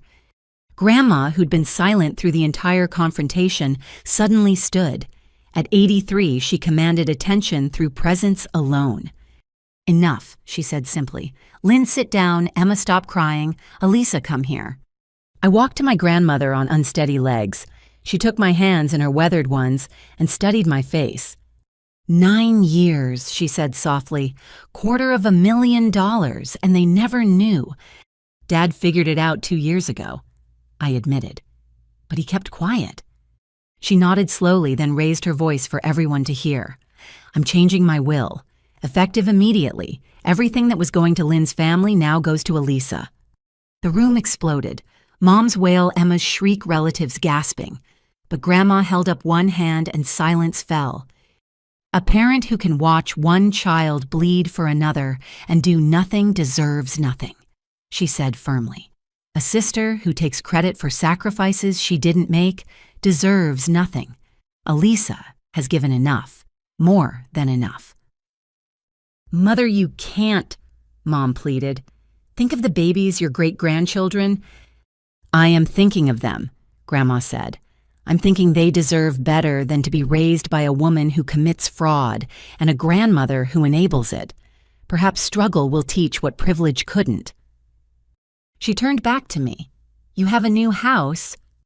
"Yes," I whispered. "With Marcus. We just closed." "Good. Build your life there. Fill it with love that doesn't cost everything you have." She kissed my forehead. "I'm proud of you. Your grandfather and I have watched this dysfunction for years. We should have intervened sooner." "You can't do this." Emma struggled to her feet. "Elisa's lying. She's manipulating everyone. The receipts are fake." "Fake." I pulled out my phone again. "Should we call the bank, the hospital, the credit card companies, verify every payment in real time?" "This is insane." She turned to the relatives. "You all see what she's doing, right? Destroying our family for attention." But the relatives were already backing away, the spell of her victim narrative broken. They'd seen the receipts, heard the admissions, understood they'd almost been scammed into funding a con artist's lifestyle. "We should go," Marcus said quietly beside me. "You've said what needed saying." I nodded, suddenly exhausted. But as we turned to leave, Mom's voice stopped us. "If you walk out now, don't come back. You're no daughter of mine." I turned to face her one last time. "I haven't been your daughter for years, Mom. I've been your bank account, and that account is now closed." "I have a heart condition," Dad called out desperately. The stress of truth," I asked, "or the stress of maintaining lies because I've been managing your heart condition for years, Dad. Every bill, every payment, every sacrifice, while you let Mom praise Emma and call me selfish. Your stress is not my responsibility anymore." "So you'll let me die?" His voice cracked. "I'll let you live," I corrected, "on your own terms with your own choices facing your own consequences, like adults do." "Elisa." Emma's voice turned wheedling. "Please, I know we've had our differences, but think of the babies, your nieces or nephews. Don't let them suffer for our mistakes." "I'm not letting them do anything," I said firmly. "You're their mother. Figure it out. Maybe sell some of those designer bags, maybe get a job, maybe ask Bradley's family for help. Oh, wait, they've seen who you really are, too. You're going to regret this, she hissed. When you're alone and bitter with just your money for company. I have a husband, I interrupted. A home, a future. Everything you said I'd never have because I was too selfish. Turns out the only thing I was too selfish for was continuing to fund your delusions. We walked out, then Marcus's hand steady in mine, Aunt Martha flanking us like a bodyguard. Behind us, chaos erupted. Mom sobbing, Emma shrieking, relatives arguing. Grandpa's voice rose above the rest. Paul, get the car, party's over. In the parking lot, I leaned against our car and let the reaction hit. Trembling nausea, the weight of bridges burning behind me. You did it, Marcus said, pulling me close. It's over. Is it, I could hear shouting from inside the club, or is it just beginning? The lies are over, Aunt Martha said firmly. The truth is out. What comes next is their choice, not your responsibility. My phone vibrated constantly in my purse. 22 missed calls by the time we reached our car, just like the morning after Emma's gender reveal. But this time, I didn't need to wonder what they wanted. This time, I'd already given my answer. No more. As Marcus drove us away from the country club, away from my family's dysfunction toward our new home and new life, I thought about visibility. For 9 years, I'd been invisible by choice, thinking love meant sacrifice without recognition. But real love, the kind Marcus showed me, the kind Grandma had demonstrated, the kind I was learning to give myself, didn't require invisibility. It required presence, truth, and the courage to be seen as you really were. I'd been seen today, finally fully seen, not as the selfish sister or the absent daughter, but as the woman who'd given everything and asked for nothing until she learned she deserved better. The price of visibility was high, but the cost of invisibility had been higher, and I was done paying it. 22 missed calls had turned into 47 by the time we reached our new house. Text messages flooded in so fast my phone froze twice. Marcus gently took it from my shaking hands and powered it off. Tomorrow, he said firmly. Whatever fallout is coming can wait until tomorrow. But the fallout didn't wait.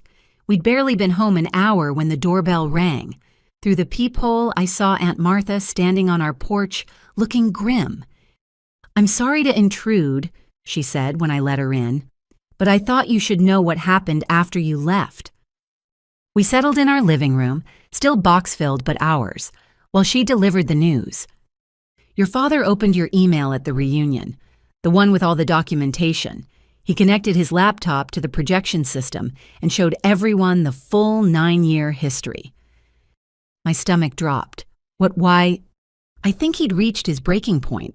Your mother was spinning the story, making you the villain, and he just snapped, stood up and said, "Enough lies," then proceeded to show every receipt, every payment, every sacrifice you'd made.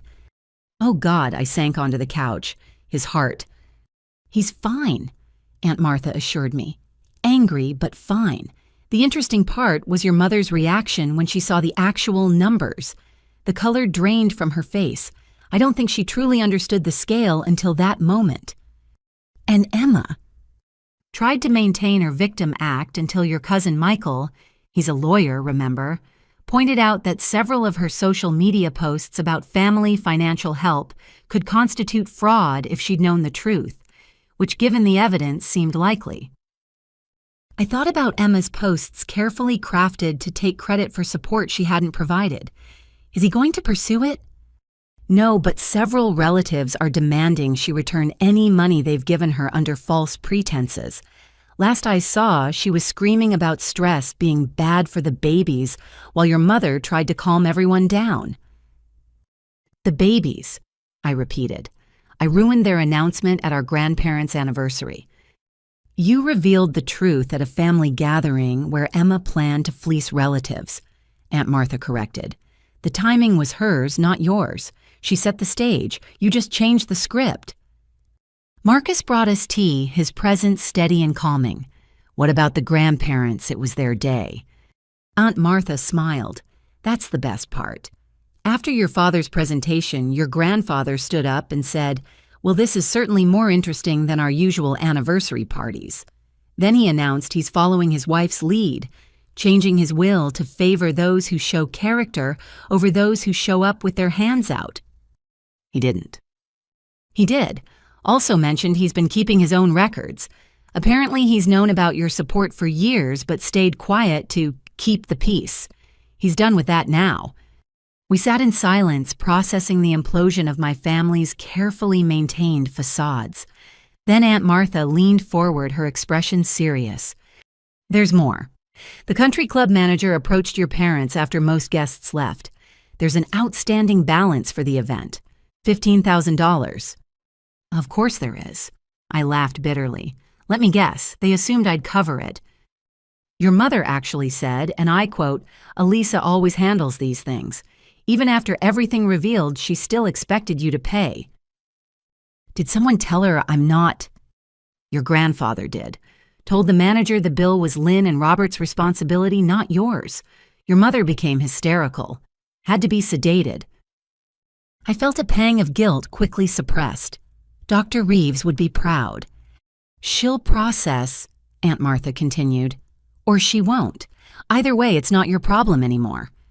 After she left, Marcus and I unpacked in silence. Each box we opened in our new home felt like building something, while my old life crumbled. Around midnight, curiosity won. I turned on my phone. 93 missed calls, over 200 texts. I scrolled through without listening to voicemails, reading just enough to understand the progression. Emma's early texts. How could you? You've ruined everything. I hope you're happy. Mom's, please call. We need to talk. This isn't you. That therapist has brainwashed you. Dad's single message. I'm sorry for all of it. You deserved better. Then the tone shifted as word spread.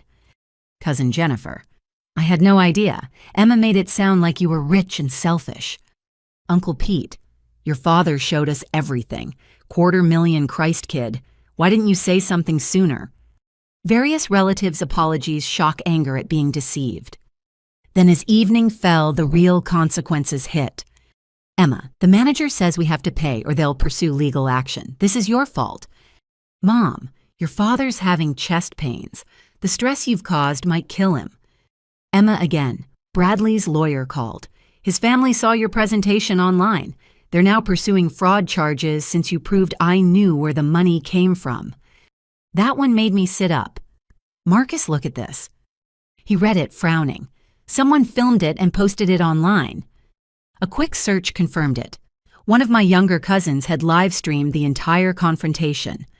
Thompson family reunion drama was trending locally. The comments ranged from supportive to scathing, but the evidence was undeniable.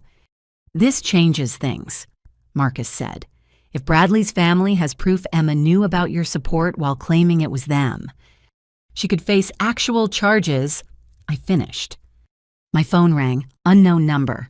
Against better judgment, I answered. Elisa. The voice was unfamiliar. This is Patricia Whitmore, Bradley's mother. I apologize for calling so late, but I wanted to thank you. Thank me. For exposing Emma's lies. We knew she was problematic, but your evidence proves she committed deliberate fraud. Our lawyers are moving forward with charges. I thought you should know since your testimony might be needed. I don't know what to say. Say you'll cooperate. That woman nearly destroyed my son. He believed her lies about your family having money, thought he was marrying into wealth. She destroyed his credit, his reputation, his future. Someone needs to hold her accountable.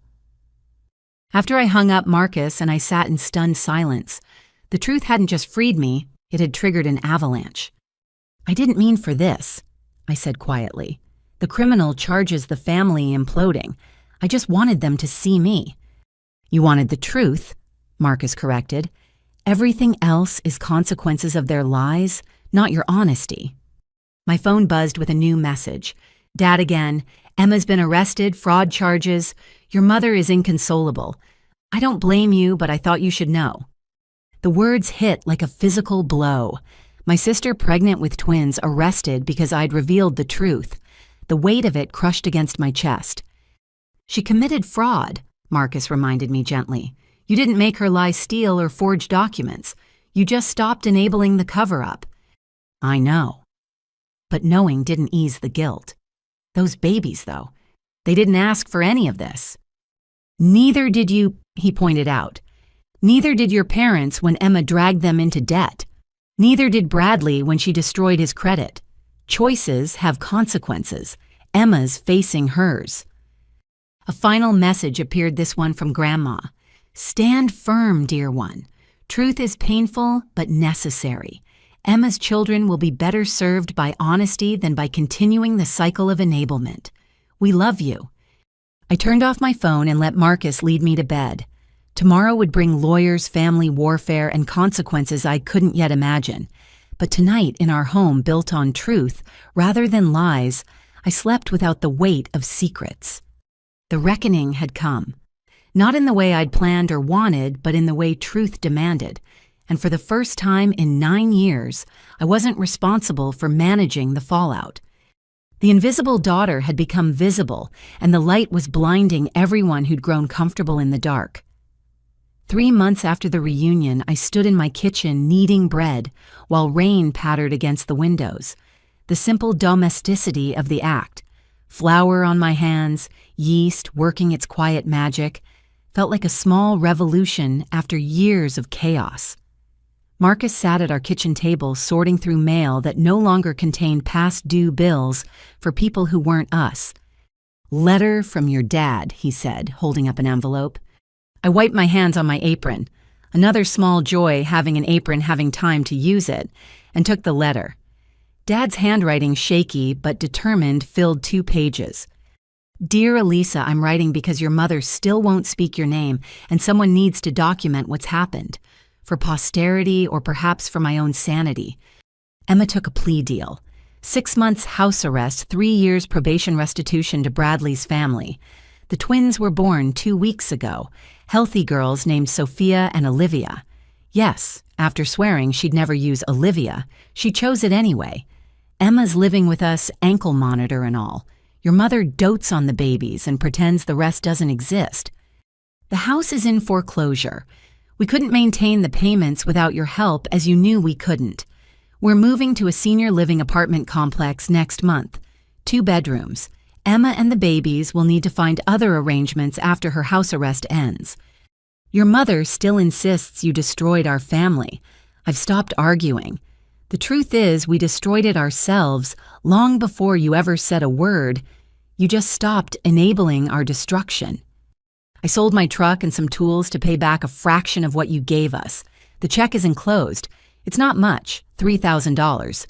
But I needed to do something. Consider it a down payment on the apology you deserve.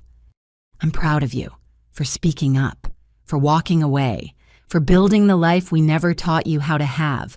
Marcus seems like a good man, better than any of us deserved for you. Your grandmother was right. Love shouldn't cost everything. I'm sorry it took me 65 years to learn that lesson. With love and regret, Dad. The check fluttered to the table, $3,000 against $250,000. A gesture more than restitution, but a gesture that mattered. You okay? Marcus asked, reading my face.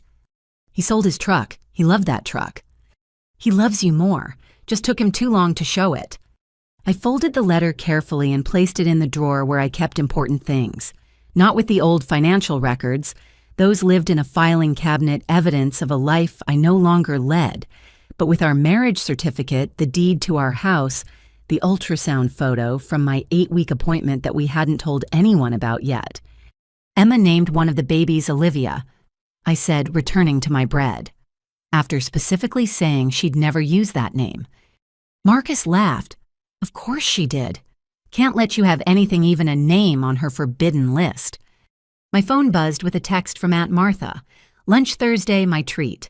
Have news about the will settlement.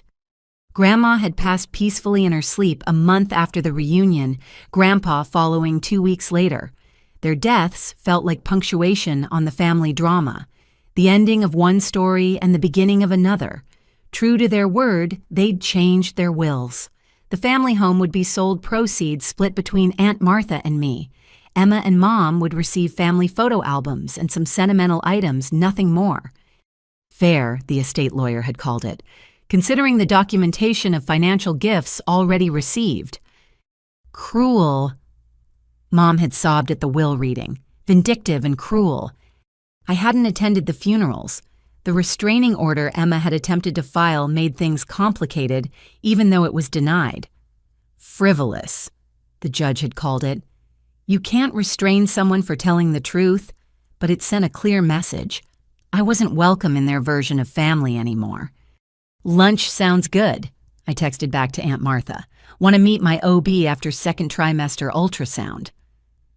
Her response was immediate, darling, wonderful news, of course.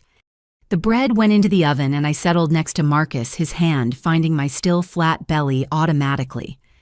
In 3 months, everything had changed. My family of origin lay in ruins, but from those ashes, we were building something new. Any regrets? Marcus asked our daily check-in. I considered the question honestly. Did I regret the pain caused? Yes. The timing at my grandparents' anniversary. Perhaps. The years of enabling that preceded it. Absolutely. But the truth itself. The freedom that followed. The life we were building. No, I said finally.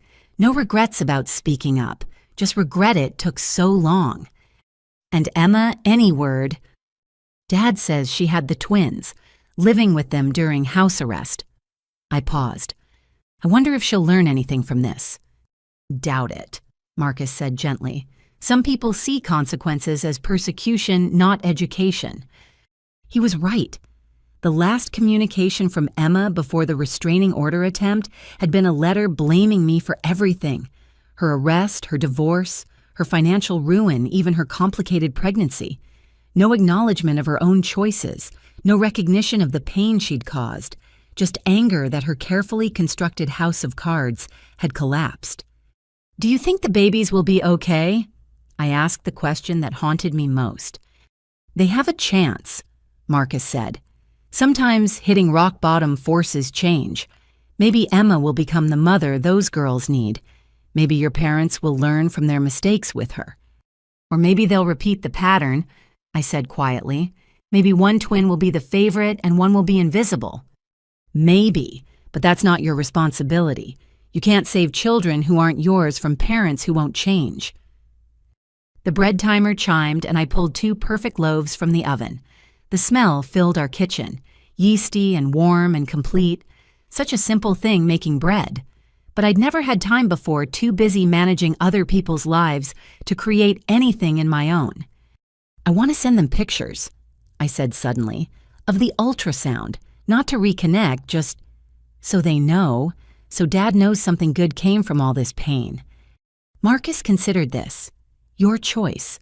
But maybe wait until after the birth. See how you feel when our child is real and present, not just possibility. Our child. The words still felt surreal. After years of pouring everything into my family, the idea of creating my own felt revolutionary. A child who would know they were seen, valued, loved without condition or transaction. Dr. Reeves says it's normal, I said. The guilt, the urge to reconnect. She calls it extinction burst behavior, my own version. What else does she say? That healing isn't linear, that family patterns take generations to break, that choosing differently for our child is the best revenge against dysfunction. Marcus pulled me close and we sat in comfortable silence, the smell of fresh bread filling our home. Outside, neighbors walked dogs and children played normal life continuing, while my family navigated their new reality without my financial support. They'll survive, I said, not sure if I was trying to convince him or myself. Or they won't, Marcus said pragmatically. But either way, they'll do it as adults facing their own consequences. Not as dependents draining their child dry. My phone buzzed with another message. Mom's number. I let it go to voicemail without checking. Some boundaries once set needed walls around them. 3 months since visibility. 3 months since truth. 3 months of learning who I was when I wasn't everyone else's safety net. Turns out I was a woman who baked bread, who grew tomatoes in her backyard, who went to therapy and prenatal appointments, who loved her husband and planned for her child, who had lunch with aunts who saw her worth and ignored calls from those who only saw her utility. I was visible now, not to everyone. Mom still wouldn't speak my name. Emma saw me only as the villain of her story, but to the people who mattered, to Marcus, to Aunt Martha, to the child growing inside me. Most importantly, to myself. And that visibility, that recognition of my own worth beyond what I could provide others, was worth every bridge burned to achieve it. The aftermath was messy, painful, complicated. But it was also mine, my life, my choices, my future. And for the first time in my entire life, that was enough. 1 year later, I stood in my backyard pushing Lily on the swing Marcus had installed the week she was born. 6 months old now, she giggled at the gentle motion, her chubby hands gripping the safety bar as autumn leaves danced around us. The garden I'd planted in those first weeks after the reunion had produced a surprising harvest. Tomatoes, peppers, herbs that filled our kitchen with fresh scents. "Letter came," Marcus called from the back door. "From your dad." I settled Lily in her bouncer and took the envelope. Dad's handwriting was steadier now, the stress medication and simplified life showing their effects. "Dear Elisa and family, happy birthday to little Lily. 6 months already. I can hardly believe it. The photo you sent is on my nightstand next to one of you at her age. The resemblance is striking. Life updates. Your mother and I are settled in the senior apartment. 2 bedrooms, 1 bathroom, small but manageable. Emma moved out last month when her house arrest ended. She's renting a place with the twins, working at a daycare center that lets her bring them. It's honest work, perhaps the first in her life. Your mother has started therapy, Dr. Kingsley twice a week. She cried for the entire first 3 sessions, he says, but she keeps going. Last week, she asked me to tell you she's sorry. She's not ready to say it herself, but it's progress. Emma hasn't asked for money in 2 months. She's learning to budget, to live within means. The twins are thriving despite everything. They're crawling now into everything. Sophia looks like Emma, but Olivia reminds me of you at that age. Quiet, observant, taking it all in. I've been working part-time at Henderson's Hardware. Nothing much, but it covers our groceries and medications. It feels good to contribute rather than just take. I think I understand now why you kept helping secretly. The dignity of it. Though I wish you'd never had to learn that lesson so young. Your Aunt Martha says you're starting your own accounting practice. I'm not surprised. You always did have a head for numbers and a heart for helping people who deserve it. Choose your clients wisely. Not everyone who needs help should receive it. Another lesson learned too late. I dream sometimes that you'll visit, that I'll meet Lily in person, hold my granddaughter, tell her stories about her mother's strength. But I understand if that day never comes. Some bridges once burned can't be rebuilt. Some shouldn't be. Know that I love you, that I see you now, truly see you. And I'm amazed by who you've become despite us, or perhaps because of surviving us. Either way, you've broken the cycle. That little girl will never doubt her worth or her visibility. Happy birthday, Lily. May you inherit your mother's strength and your father's steadiness. May you always know you're loved. With love and respect, Dad and Grandpa, though I may never earn that title. I wiped away tears and showed Marcus the letter. He read it while bouncing Lily, his expression thoughtful. "He's trying," Marcus observed. "They all are in their way." I folded the letter carefully. Mom in therapy, Emma working an honest job, Dad contributing instead of taking. Maybe the shock was what they needed. Maybe, do you want to visit? I watched Lily grab for Marcus's nose, her whole face lighting up when she caught it. This little person who would never question her worth, never wonder if she mattered as much as a sibling, never sacrifice her future for parents who couldn't see her. Not yet, I decided. Maybe someday, when Lily's older, when I can trust they won't slip into old patterns, when seeing them doesn't feel like risking everything we've built. Fair enough. He handed Lily to me, ready for dinner at Aunt Martha's. The monthly dinners with Aunt Martha had become tradition. She'd sold her big house and bought a condo near us, claiming she wanted to be close to her favorite great-niece. She spoiled Lily, appropriately respected our boundaries, and never pushed for reconciliation I wasn't ready for. As I buckled Lily into her car seat, my phone buzzed with a notification from my business account. 3 new client inquiries for Thompson Accounting Services. I'd started small working from home, choosing clients carefully as Dad suggested. People who needed help and deserved it. Small business owners, single parents, elderly folks navigating retirement. No family drama, no emotional manipulation, just clean numbers and fair fees. "You know what today is?" Marcus asked as we drove to Aunt Martha's. Saturday. 1 year since we closed on the house, our first home anniversary. I smiled, remembering that day. The weight of keys in my hand, the echo of empty rooms waiting to be filled, the freedom of a space that was ours alone. "Best decision we ever made," I said. "Second best," he corrected, glancing at Lily in the rearview mirror. "She's the best." Aunt Martha greeted us with her usual enthusiasm, immediately claiming Lily for snuggles. Her condo was warm and welcoming, photos of family members covering one wall. I noticed she'd added our wedding photo and several of Lily. "Wine for the adults, mush for the princess." She announced, settling us in her living room. "Now tell me about the business. How's the first quarter looking?"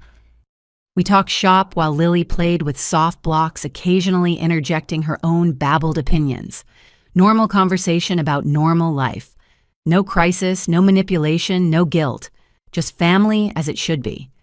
"Your mother called," Aunt Martha mentioned over dessert. "Wanted your address. I told her she'd need to ask you directly." "Good boundary," I approved. "Did she say why?" "Something about a letter. She's been writing and rewriting it for weeks, according to your father. Therapy homework, I believe." "Maybe I'll give her the P.O. box," I mused. "Keep some distance, but allow communication." Smart. Protect your peace while allowing for growth. As we prepared to leave, Aunt Martha pulled me aside. "I'm proud of you, you know. The business, the baby, the boundaries. You've built something beautiful from the ashes." "We've built it," I corrected. "Marcus, you, Dr. Reeves. It takes a village." "A healthy village," she emphasized. "Not one that demands you burn yourself to keep others warm." Driving home, Lily asleep in her car seat, I reflected on the year. The pain of estrangement balanced against the peace of freedom. The guilt of boundaries warring with the joy of authentic life. It wasn't perfect. I still sometimes dreamed of the mother I wished I'd had, the sister who might have been a friend. But dreams weren't reality, and reality demanded I protect my daughter from the dysfunction that had nearly destroyed me. "Regrets?" Marcus asked our daily question as we pulled into our driveway. "No," I answered honestly. "Questions sometimes, what-ifs occasionally, but no regrets." Inside, I put Lily to bed while Marcus started the dishwasher. Such mundane tasks, but they felt sacred in their simplicity. No drama attached, no hidden costs, just life lived honestly. My phone showed 3 new text messages, 2 from clients, 1 from an unknown number. Curious, I opened it. "Elisa, this is Emma. I know we're not speaking and I understand why. I just wanted you to know I'm in therapy too, working on accountability. The twins are good. I'm trying to be the mom they deserve. No response needed. Just wanted you to know." I stared at the message, feeling something. Not forgiveness, exactly, not yet. But maybe the first crack in the wall I'd built. "Everything okay?" Marcus asked, finding me in the nursery. I showed him the text. He read it, then pulled me close. "How does it feel?" "Like possibility," I said after a moment. "Not promise, not reconciliation, just possibility." "That's enough for now," he said. "More than enough." We stood together watching Lily sleep, her tiny chest rising and falling with perfect trust. She'd never know the weight of invisible sacrifice, the pain of conditional love, the exhaustion of buying affection you should receive freely. "We broke the cycle," I whispered. "You broke it," Marcus corrected. "That day at the reunion. every choice since. You broke it. But he was wrong. We broke it together.